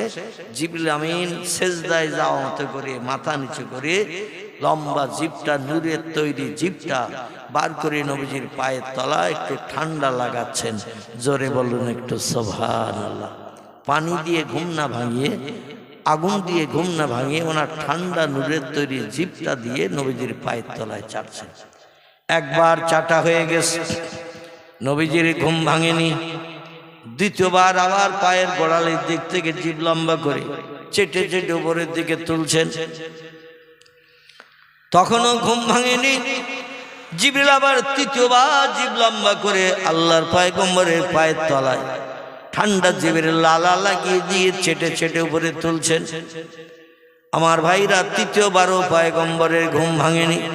জিবরিল বলল, যত সময় ঘুম না ভাঙবে আমি তত সময় আমার জিভ দিয়ে দিয়ে নবীর পায়ের তলার ধুলাবালিগুলো চেটে পরিষ্কার করে দেব। কারণ ঘুম ভেঙে ওঠার পরে আর জমজমের পানি দিয়ে পা ধোয়ার সময় হবে না। এই জন্য আমি ওই অবস্থায় বরাকের পিঠে চাপিয়ে পৃথিবীর 3টি দেশ ঘুরিয়ে নিয়ে বাইতুল মুকাদ্দাসের চাতল থেকে আসমান পাড়ি দিয়ে আল্লাহর দরবারে পৌঁছে দেওয়ার দায়িত্ব নেব। জোরে বলুন একটু সুবহানাল্লাহ।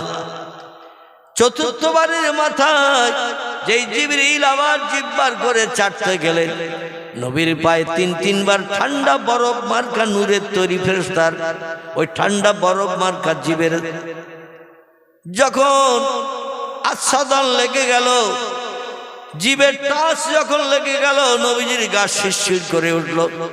আল্লাহ নবী ধরপড় করে ঠেলে উঠলেন। উঠে দেখছেন জিবরিল সেজদায় যাওয়া মতো করে মাথা নিচু করে জিভটা লম্বা করে চতুর্থবার চাটবেন বলে রেডি হয়ে মাথা নিচু করে রয়েছে। জোরে বলুন একটু সুবহানাল্লাহ। আল্লাহ নবীর এই দৃশ্য দেখতে অসুবিধা হলো না। এই দৃশ্য দেখি নবী বলছেন, মা ফালতা হাযা ইয়া কি রুহুল আমিন। ও আল্লাহর ফেরেশতা ভাই জিবরিল, এ কি ধরনের কাজ তোমার? তোমার এই কাজ আমি কোনোদিন পছন্দ করতে পারি না। আমি ঘুমিয়ে আছি কাবার চাতরে শত্রুদের কবল থেকে মুক্তির জন্য।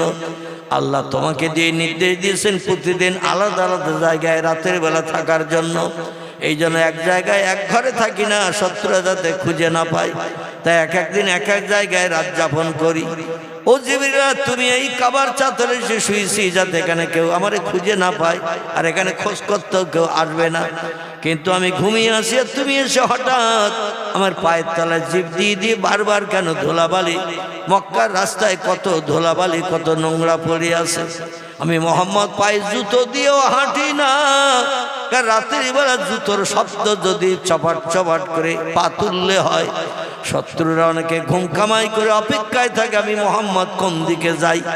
এই জন্য আমি জুতা পাই দিয়েও হাঁটি না রাতের বেলা। আমি একটু গোড়ালি দিয়ে দিয়ে পা পেতে পেতে হাঁটি। পায়ের আঙুল পর্যন্ত ধুলার উপরে লাগাই না, কারণ ধুলার উপরে টোটাল পা পেতে যদি হাঁটা হয়, পায়ের আঙুল থেকে গোড়ালি পর্যন্ত একটা সাপ পড়ে যায় নরম ধুলার উপরে। আর এই সাপ দেখে দেখে আমি মোহাম্মদ আমার খোঁজ পেয়ে যাবে। এই জন্য খালি পায়ে মক্কার জমিন আমি রাতের গভীরে মোহাব্বতের সঙ্গীদের কাছে দিন শরীয়তের কথা বলতে যাই। এই জন্য পায়ের গোড়ালি দিয়ে দিয়ে চেপে চেপে যাই, পায়ের পাতাও ফাটি না। কত ধুলাবালি আমার পায়ের তলায় লেগে আছে জানি না। আর তুমি হলে আল্লাহ শ্রেষ্ঠ ফেরেশতা, সব থেকে বেশি ইবাদত করছো তুমি আল্লাহর। আল্লাহর যত আসমানি কিতাব পৃথিবীতে আল্লাহ পাঠিয়েছেন পয়গম্বরদের কাছে, কম বেশি 104খানা কিতাব আমাকে দিয়ে 104খানি কিতাব আপনার জবানের মাধ্যম দিয়ে নবীদের কাছে আপনি বর্ণনা করেছেন। এই পৃথিবীতে যত পয়গম্বর এসেছে আল্লাহর তরফ থেকে ওহির কথাগুলো আপনি জিবরিল আমিন নিয়ে পয়গম্বরদের কাছে পৌঁছে দিয়েছেন। আপনার জীবের মতো পবিত্র জিনিস আমার ধারণা আর পৃথিবীতে কিছুই নাই, আসমানেও নাই, জমিনেও নাই। আপনার জীবের মতো দামি মর্যাদাবান জিনিস পৃথিবীতে এবং আসমানে কিছুই নাই। কারণ লক্ষাধিক পয়গম্বরের কাছে ওহী এনেছেন আপনি, আল্লাহর সত্য কথাগুলো আপনি বর্ণনা করেছেন আপনি। জীবনে একটাবার মিথ্যা কথা বলেননি, কাউরে ধোঁকা দেননি, কাউকে প্ররোচনা দেননি, কটু কথায় কাউরে আপনি গালিও দেননি। আপনার জীব হলো পবিত্র। সেই পবিত্র জীব দিয়ে আমি মুহাম্মদ আমার পায়ের তলার ধুলাগুলো এইভাবে কেন চেটে চেটে পরিষ্কার করছেন? পাশেই তো জমজম কূপ আছে, প্রয়োজন হলে বালতি দড়ি ফেলে দিয়ে জমজম কূপ থেকে পানি উঠিয়ে আমার পায়ে যদি কোনো পশুর পায়খানা লেগে থাকে, নোংরা লেগে থাকে, ছাগল চলে, ভেড়া চলে, উট চলে মক্কা নগরীতে, তাদের যদি পেশাব পায়খানা জমিনে পড়ে থাকে আমার পায়ে লাগলেও লাগতে পারে, কারণ জুতো পায়ে দিয়ে রাতের বেলা হাঁটি না, এই জন্য পায়ে লাগলে লাগতে পারে। জমজমের পানি উঠিয়ে আমি ধৌত করে নিতাম। কিন্তু আপনার পবিত্র জীব, যে জীব দিয়ে আল্লাহর পাক কালাম কোরআন আপনি আমার কাছে বর্ণনা করতে আসেন, সেই জীব দিয়ে আপনি বলেন আর আমি শুনি, আর সেই জীবের মর্যাদা কেন নষ্ট করলেন? আপনার এই কাজ আমি পছন্দ করি না। আব্দুল্লাহর বেটা মুহাম্মদ, জিবরিল বলছেন সাদ্দাকতা ইয়া আখি মুহাম্মদ ইবনে আব্দুল্লাহ, আব্দুল্লাহর বেটা ভাই মুহাম্মদ, আপনি যে তথ্যটা দিয়েছেন তথ্যটা হলো সঠিক। আমি এতদিন ধারণা করছিলাম আমার জীবের মতো দাম পৃথিবীর আর কোনো জিনিসের নাই, আসমানেও কোনো জিনিসের নাই, জমিনেও কোনো জিনিসের দাম আমার জীবের মতো নাই। কারণ আমার জীব হলো সব থেকে দামি, যে জীব দিয়ে আল্লাহ পাকের ইবাদত বন্দেগী ঘোষণা, আল্লাহ নামের জপ যেখানে আমি সব থেকে বেশি বেশি আমার জীব দিয়ে করেছি, এ ধারণাটা আমারও ছিল। কিন্তু আল্লাহ পাক আজ রাত্রি বেলা এমন একটা দায়িত্ব আমার কাঁধে চাপিয়ে দিয়ে দিয়েছেন, সেই দায়িত্ব পালন করতে এসে দেখলাম আপনার পায়ের তলার ধুলা ময়লার থেকে আমার জীবের দাম কম। একটু জোরে বলুন সুবহানাল্লাহ। আমার জীবের থেকে আপনার পায়ের তলার দাম কম না বেশি? আপনার পায়ের তলার দাম আমার জীবের থেকে কম না বেশি? কথা বলে না, বেশি।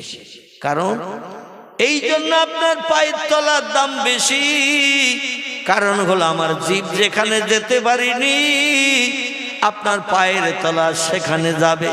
সেটি হলো আল্লাহর আরশ কুরসি। আল্লাহ অতীতে যেখানে ছিলেন, বর্তমানে যেখানে আছেন, ভবিষ্যতেও কিয়ামত পর্যন্ত যেখানে থাকবেন, এই জায়গাটির নাম হলো আরশ মুআল্লা, আরশ কুরসি। সেইখানে কোনো ব্যক্তির যাওয়ার পাওয়ার নাই। আল্লাহ পাক সেইখানে অবস্থান করেন, এই পবিত্র জায়গায়।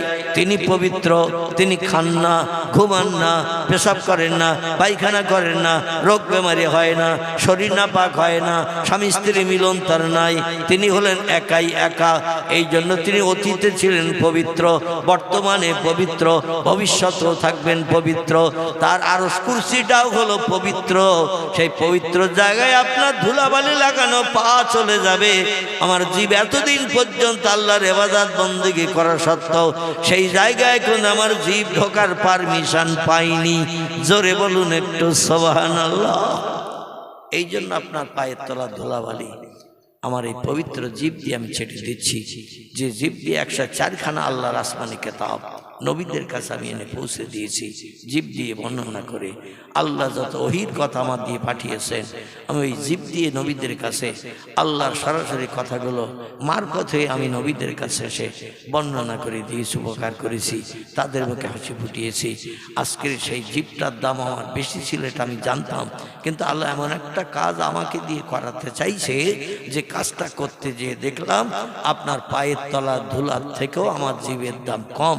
এই জন্য আপনি কিছু মনে নেবেন না, আমি আপনার পায়ের তলা আমার পবিত্র জীব দিয়ে ছেটে পরিষ্কার করে দিলাম, যাতে আল্লাহ আরশ পাক পবিত্র, আপনার পাও পবিত্র করে দিলাম, যাতে আরশের মর্যাদা আরো বেড়ে যায়। জোরে বলুন একটু সুবহান। নবী বললেন, তাই নাকি? আমাকে কোথায় নিয়ে যাবে? বলে, এলা সিদরাতুল মুনতাহা, আসমানের শেষ পর্যন্ত নিয়ে যাব। ওই তাকিয়ে দেখেন একটা চতুষ্পদ জন্তু দাঁড়িয়ে আছে, সাদা রঙের, তার গায়ে দুখানা ডানা আছে, চারখানা পাওয়ালা।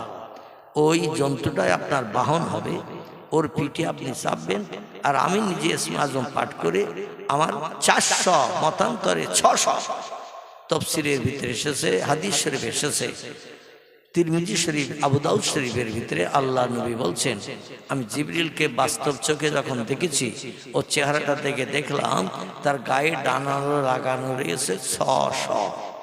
কটা? 600 ডানা তার গায়ে লাগানো আছে। ও সব ডানাগুলো যখন লম্বা করে দিয়ে একবার নাড়া দেয়, লক্ষ লক্ষ মাইল এক নাড়ায় পৌঁছে যায়। জোরে বলুন সুবহানাল্লাহ। তবে আমি আমার ডানা মিলে ওই বোরাকের পিছনে পিছনে যাব, কারণ আপনি থাকবেন বোরাকের পিঠে, আপনার আগে গেলে আপনার মর্যাদা নষ্ট হবে। এই জন্য আমি আপনাকে সামনে রেখে বোরাকের পিছনে পিছনে যাব। ইয়া রাসূলুল্লাহ, আপনি তাড়াতাড়ি উঠে পড়ুন, আল্লাহর কাছে যেতে হবে। আল্লাহ হুকুম করেছে, আমাকে নিয়ে যাওয়ার দায়িত্ব দিয়েছেন। পয়গম্বরের বয়স তখন হলো 53 বছর। কত বললাম? 53 বছর তখন পয়গম্বরের বয়স।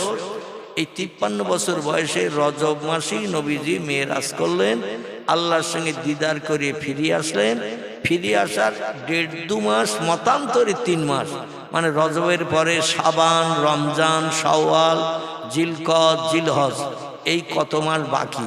তো মাস 3 পরেই আল্লাহ পাক পয়গম্বরকে বললেন, মক্কার মানুষ আপনারে আবার মারবে, আবার গালি দেবে, হাটখুড়ো বলবে, নিবংশে বলবে, রাখাল বলবে, মূর্খ বলবে। আমি আল্লাহর পছন্দ করি না, কারণ আমার চেহারা আপনারে দেখিয়ে কলিজা তুষের আগুন যখন সব নিবারণ করে দিয়ে দিলাম, মক্কার মানুষের গালি গালাজা শুনতে দেব না, মারধর আপনাকে আর খেতে দেব না। এই বছরের ভিতরেই আপনাকে মাতৃভূমি মক্কা ছেড়ে উত্তর দিকে 650 কিলোমিটার রাস্তা, আপনার নানার বাড়ির দেশ, আব্দুল ওয়াহাব জহুরীর দেশ, এই দেশে আপনারে আমি আসতে বলবো। জোরে বলুন একটু সুবহানাল্লাহ। আমার ভাইরা, পয়গম্বর বললেন মাবুদের কাছে যেতে হবে। জিবরিল বললেন না। বলে, তাহলে একটু অপেক্ষা করে সময় দাও, আমার দেহ পিঞ্জরটা একটু পবিত্র বানিয়ে নেই, কারণ আল্লাহু ইউহিব্বুল মুতাহহিরিন, আল্লাহ নিজে পবিত্র, তাই পবিত্র বান্দা বান্দীদের পছন্দ করেন বেশি। এই জন্য আমি মোহাম্মদ ঘুমিয়েছিলাম, আমার দেহটা নাপাক হয়ে গেছে, এই জন্য আমার দেহটা আমি একটু পবিত্র বানাবো। ইসলাম শরীয়তের বিধান হলো, পেশাব করলে দেহ নাপাক হয়, পায়খানা করলে দেহ নাপাক হয়, স্বামী স্ত্রী মিলন করলে দেহ নাপাক হয়, মদ খেলে দেহ নাপাক হয়, নেশাকর বস্তু পান করলে মস্তিষ্ক বিগড়ে গেলে দেহ নাপাক হয়, ঘুম থেকে উঠলে দেহ নাপাক হয়। আমার ভাইরা, কিছু কিছু ক্ষেত্রে মানুষের দেহ নাপাক হয়। এই নাপাক দেহ পাক বানানোর জন্য গোসলের নিয়ম আছে, আবার ওযুর নিয়মও আছে। এমন কিছু কাজ আছে শুধু ওযু করলে দেহ পাক হবে না।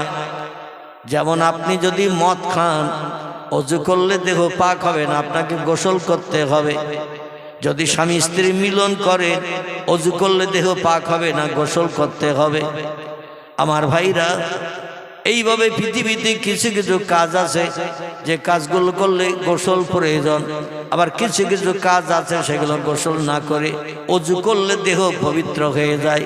ঘুম থেকে উঠলে শুধু ওযু করলে হবে, পেশাব করলে ওযু করলে হবে, পায়খানা করলে ওযু করলে হবে, ঘুম থেকে উঠলে ওযু করলে হবে, তখন আর গোসলের কোনো প্রয়োজন হবে না।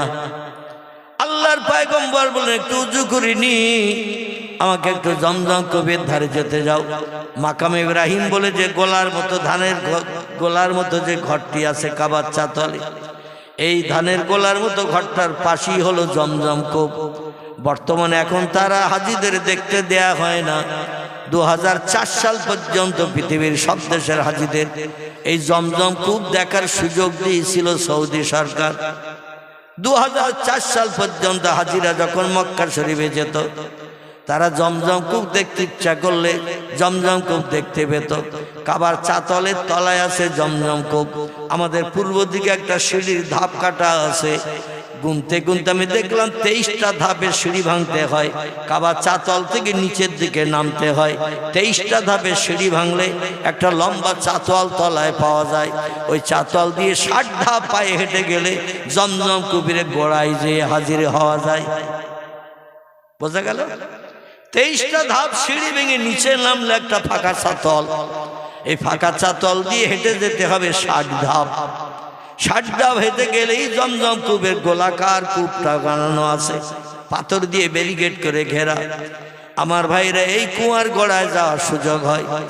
ওই পাথর দিয়ে গোলাকার করে কুয়াটা বানানো, তার উপরে আবার কাঁচ দিয়ে ঘেরা আছে। বর্তমানে কোনো মানুষ যাতে তার ভিতরে থুতু টুতু ফেলতে না পারে, ভিতর থেকে কোনো কিছু যেন নোংরা জিনিস ফেলতে না পারে, এজন্য কাঁচ দিয়ে ঘেরা আছে। তবে এখন আর হাজিদের দেখতে দেয়া হয় না, 2004 সাল থেকে বন্ধ করে দেয়া হয়েছে। আমি প্রথম যে বছর গিয়েছিলাম মক্কা শরীফে হজ পাক করতে, সালটি ছিল 2002 সাল। কথা বলা 2002 সালে প্রথম যখন গেলাম মক্কা শরীফে, হাজিরা দেখছি নামছে, কিন্তু ওতলা যে জমজম কূপ গেলে দেখতে পাওয়া যায় এটা আমি জানতাম না। দেখছি নামছে, কিছু মানুষ আবার উঠছে। আবার কোথায় যাই একটু দেখে আসি, একটু বিভিন্ন জিনিস দেখার শখ ইচ্ছা ছিল। কম বেশি মক্কা শরীফে 12 কিলোমিটার পর্যন্ত রাস্তা আমি পায়ে হেঁটে হেঁটে ঘুরেছি। 12 কিলোমিটার পর্যন্ত পাহাড়ি এলাকায় ঘুরে ঘুরে দেখেছি। পয়গম্বর যেখানে 53 বছর বয়স পর্যন্ত যে দেশে হেঁটে হেঁটে বেরিয়েছেন, নবীজির বহু স্মৃতি চিহ্ন মক্কা নগরীতে বিদ্যমান। এগুলো হাঁটলে ঘুরলে দেখতে পাওয়া যায়। কিন্তু অধিকাংশ হাজি, শতকরা 98 বললে ভুল হবে না, শতকরা 98% হাজি এসি ঘরের ভিতরে ঢুকলে আর বাইরে বার হয় না। কারণ প্রত্যেকটি হাজিদের জন্য এয়ার কন্ডিশন এসি ঘর, আর এসি ঘরে ঢুকলে আর রোদ্রে কেউ বার হতে চায় না। যারা একটু স্বস্তি শান্তি পেতে চায় তাদের নসিবে নবীজির বাস্তব জীবনের স্মৃতি চিহ্ন দেখা তাদের নসিবে আর জোটে না। তো 2002 সালে আমি প্রথম যেদিন কাবার চাতল দিয়ে ওই জমজম কূপ দেখতে গেলাম, পরে যতদিন ছিলাম টোটাল 34 দিনের মতো মক্কা শরীফে ছিলাম, আর 10 দিনের মতো মদিনা শরীফে ছিলাম। এই 34 আর 10 44 45 দিনের দিন আবার আমাদের দমদম এয়ারপোর্টে ফিরিয়ে দিয়েছিল সরকার বাই প্লেনে করে। এই 34 দিনই আমি যখনই পিপাসা লাগতো জমজম কূপের গোড়ায় যে পানি পান করার চিন্তা নিতাম। যখন এই পিপাসা লাগতো, সাইডে সব ট্যাপ লাগানো আছে কাবা শরীফের সাইডে, জমজম কূপ থেকে মেশিনের মাধ্যম দিয়ে পানি তুলে সাইডের ট্যাপে সব পানি ভরা। আপনি ট্যাপ মোড়া দিলে পানি পাবেন। কিন্তু আমি মনে মনে চিন্তা করলাম, পাইপের মাধ্যম দিয়ে ট্যাপে পানি ভরে দিয়েছে, ওই ট্যাপের পানি আর খাবো না, একেবারে কুয়ার গোড়ায় যেয়ে খাবো। এই চিন্তা নিয়ে 34 দিন ওই জমজম কূপের গোড়ায় নেমে যেতাম পিপাসা লাগলে। 23টা ধাপ সিঁড়ি ভেঙে নিচে নামতে হবে, আবার 60 ধাপ পায়ে হেঁটে এগিয়ে যেতে হবে কাবা শরীফের দিকে। গেলে ওখানেই জমজম কূপের গোড়া, ঠিক কোমর সমান পাথর দিয়ে উঁচু করে ঘেরা, তার উপরে কাঁচ লাগানো, আর পাশেই রয়েছে ওখান থেকে পাইপ লাইনের ট্যাপ, একেবারে কুয়ার গোড়ায় ট্যাপ। জোরে বলুন সুবহানাল্লাহ। 2007 যখন গেলাম, যে হাজার চেষ্টা করলাম কাবা শরীফের চাতলে, সেই সিঁড়ির গেট আর নাই, অটোমেটিক সৌদি সরকার বন্ধ করে দিয়েছে 4 সালে। আর আমি দ্বিতীয়বার গেলাম যখন 2007, জমজম কূপ আর হাজিদের নসিবে দেখা জোটে না, এখনো আর দেখা জোটে না, সরকার আর দেখতে দেয় না। যাই হোক, আল্লাহর পয়গম্বর ওই কুয়ার ভিতরে বালতি দড়ি ফেলে দিয়ে দিলেন রাতের বেলা। বালতি দড়ি ফেলে দিয়ে একটু পানি উঠালেন, সেই পানি দিয়ে দেহটা উঁচু করে পবিত্র বানিয়ে নিলেন। পবিত্র বানিয়ে নিয়ে বলেন, ইযহাব ইয়া কি রুহুল আমিন, ও ভাই জিবরিল গো, আল্লাহ নূরে তাজুলি চেহারা দর্শন করব, তোমার মুখে খবর শুনে কলিজা আমার আনন্দে আত্মহারা হয়ে গেছে, কলিজা আমার ভরপুর হয়ে গেছে গো ভাই জিবরিল, তাড়াতাড়ি নিয়ে চলো, আমি পাগল পারা হয়ে যাচ্ছি মাহবুদের দেখবো বলে। যে আল্লাহর কথা মক্কার মানুষের কাছে বলতে যে, তাইফের মানুষের কাছে বলতে যে, কুবা বসরা মানুষের কাছে বলতে যে, আমি মার খেয়ে খেয়ে সারাটা দেহ আমি একেবারে বসন্তের দাগের মতো সারা দেহ দাগ করে দিয়েছি, ঘা বানিয়ে দিয়েছি। সেই মাহবুদ আজ আমার সঙ্গে সাক্ষাৎ করবেন, আমার দুঃখ কথা শুনবেন, মুসিবতের কথা শুনবেন, অভাবের কথা শুনবেন, আমার একটু তাড়াতাড়ি করে নিয়ে চলো। জিবরিল বললেন, ইয়া রাসূলুল্লাহ ইরফা, উঠে পড়ুন এই বোরাকের পিঠে। আল্লাহ নবী বলছেন, জিবরিল গো, এই চতুর্পাঁচ যন্ত্র ভিতরে উঠতে হবে।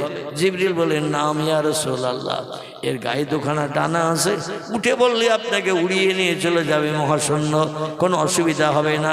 আর আমি গাইডম্যান হিসেবে আপনার পিছনে পিছনে যাব, কোনো অসুবিধা নাই।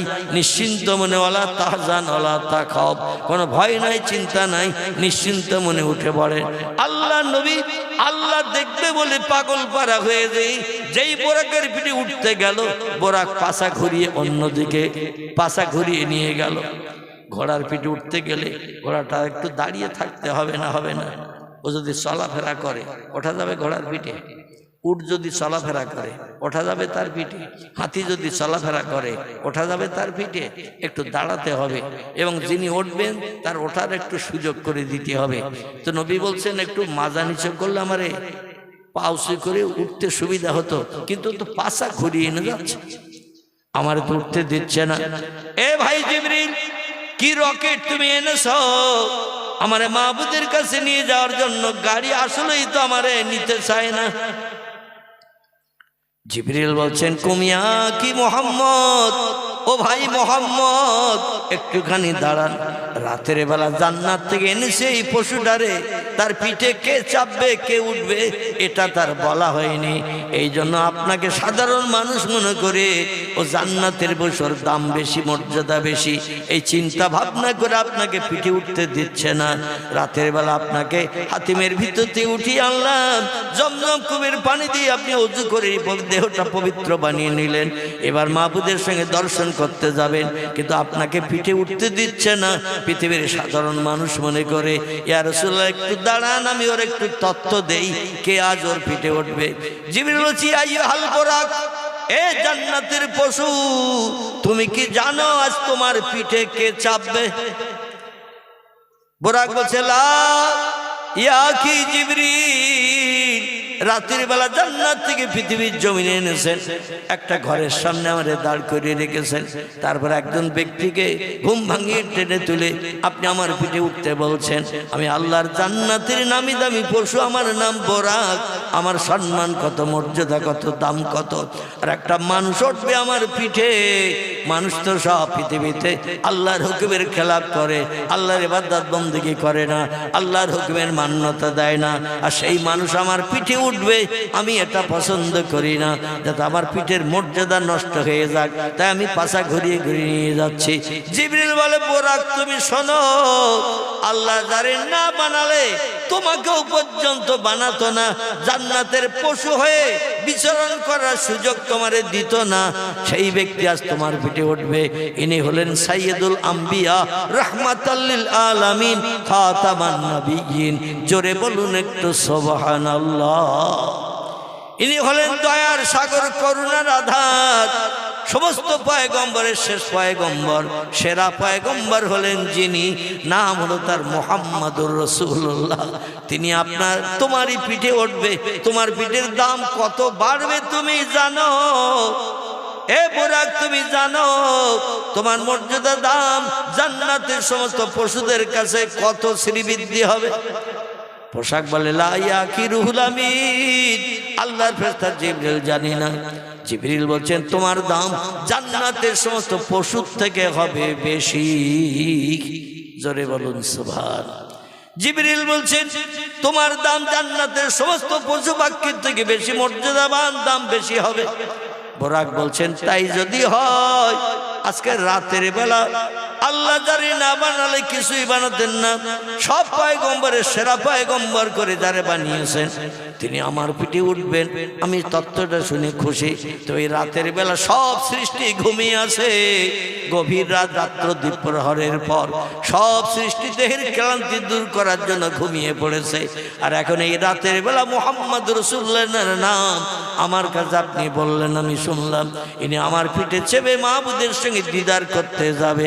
দুনিয়ার কোনো সৃষ্টি তো দেখতে পাবে না, হুরগেলেমান দেখবে না, ফেরেশতারা দেখবে না, দুনিয়ার কোনো জীবজন্তু কীট পতঙ্গ দেখতে পাবে না, সব রাতের গভীর বিশ্রাম করছে, ঘুমিয়ে আছে। আমার পিঠে উঠে সাইয়্যিদুল আম্বিয়া চলে যাবে আল্লাহর সঙ্গে দিদার করতে। আমি এটা পছন্দ করি না। আমি মুহাম্মদ রাসূলুল্লাহকে আমার পিঠে নিয়ে তার উদ্দেশ্য সফল করাবো, গন্তব্যস্থানে পৌঁছে দেব। তো আমার একটা দাবি আছে, রাতের বেলা কাবার চাতলে দাঁড়িয়ে আমার একটা দাবি আছে। আমার দাবিটি কি পয়গম্বর মুহাম্মদ রাসূলুল্লাহ মেনে নেবে? জিবরিল বলছে, মা সালাকা ইয়া বুরাক, এ বুরাক কি তোমার দাবি বলো?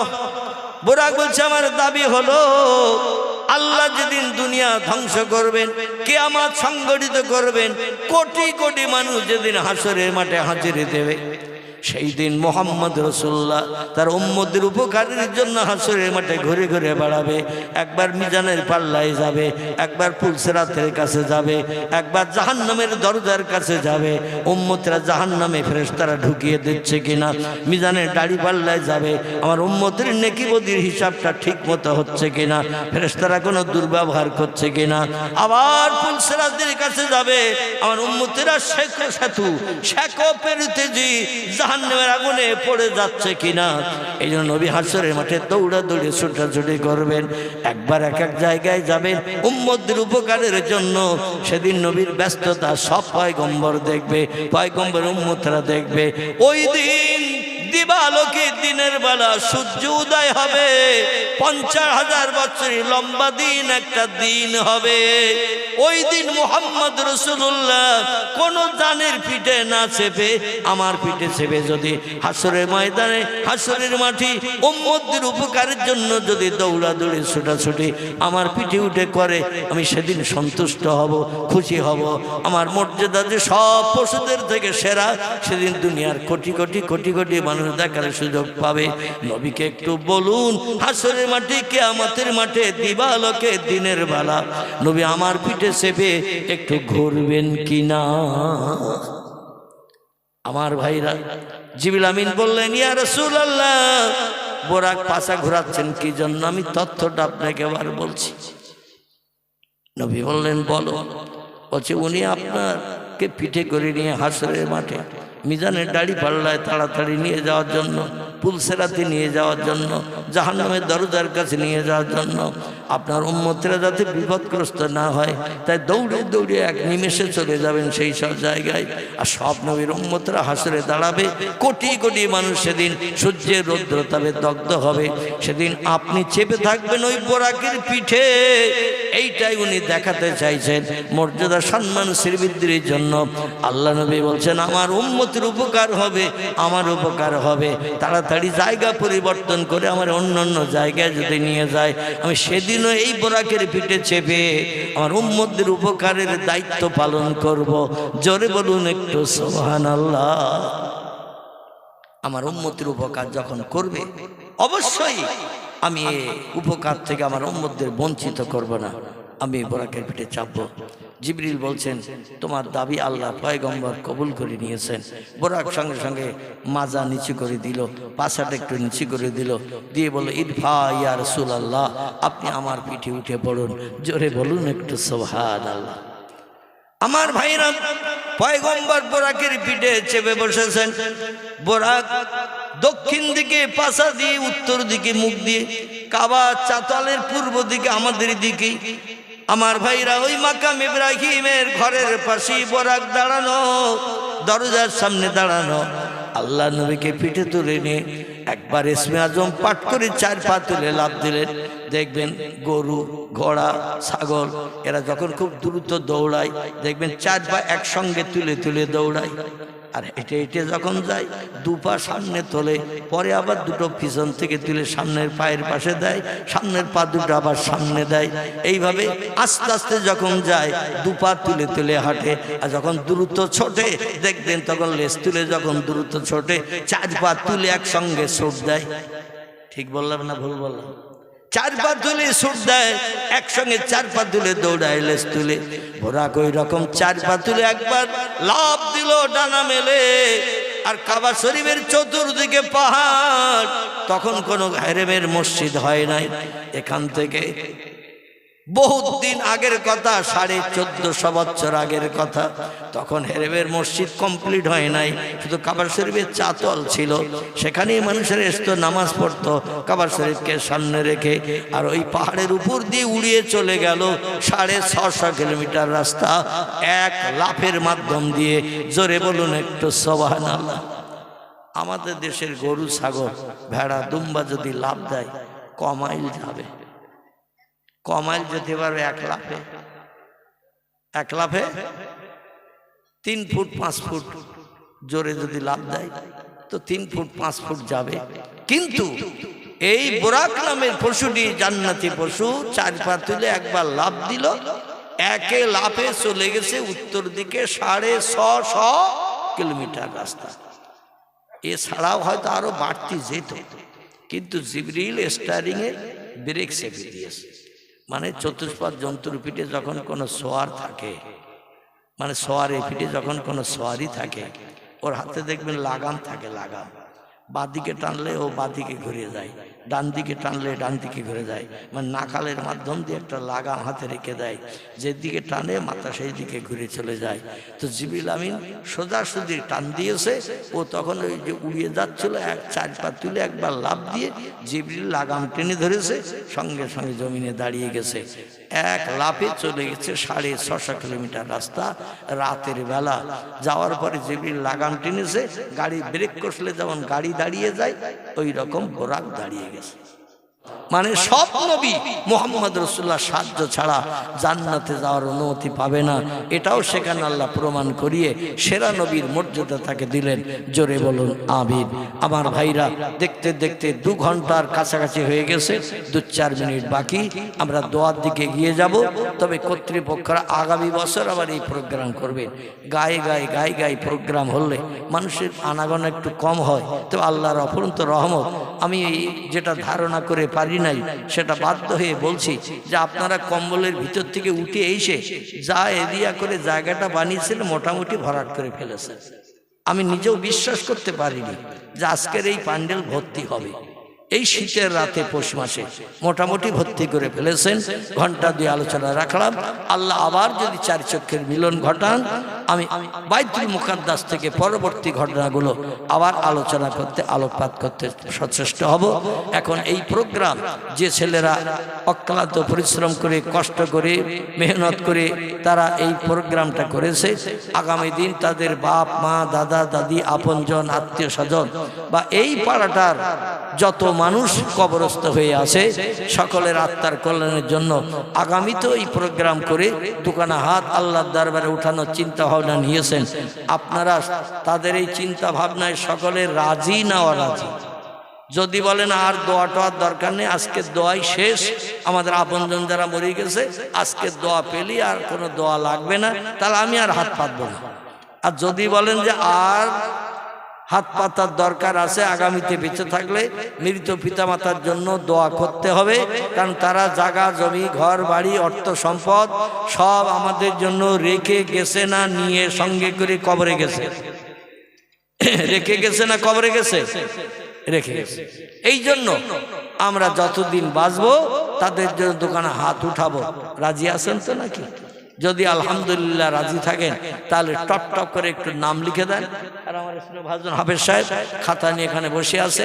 নগদ যারা দেবেন এই কোরআনী মজলিস উপলক্ষ করে নগদ যারা দেবেন অদমের হাতে একটু টপ টপ করে সে দিয়ে যান।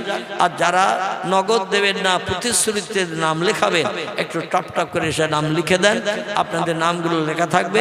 আল্লাহর দরবারে তাকবীর ধ্বনি দিয়ে আপনাদের সংসার জীবনকে আল্লাহ যাতে সুখের বানান, আপনজনের কবরগুলোকে জান্নাত মারিফতের বাগান বানিয়ে দেন, একটু টপ টপ টপ টপ করে চলে আসেন। যত দেরি করবেন আসতে, আমার ওই ভাই আবার দিয়ে গেলেন।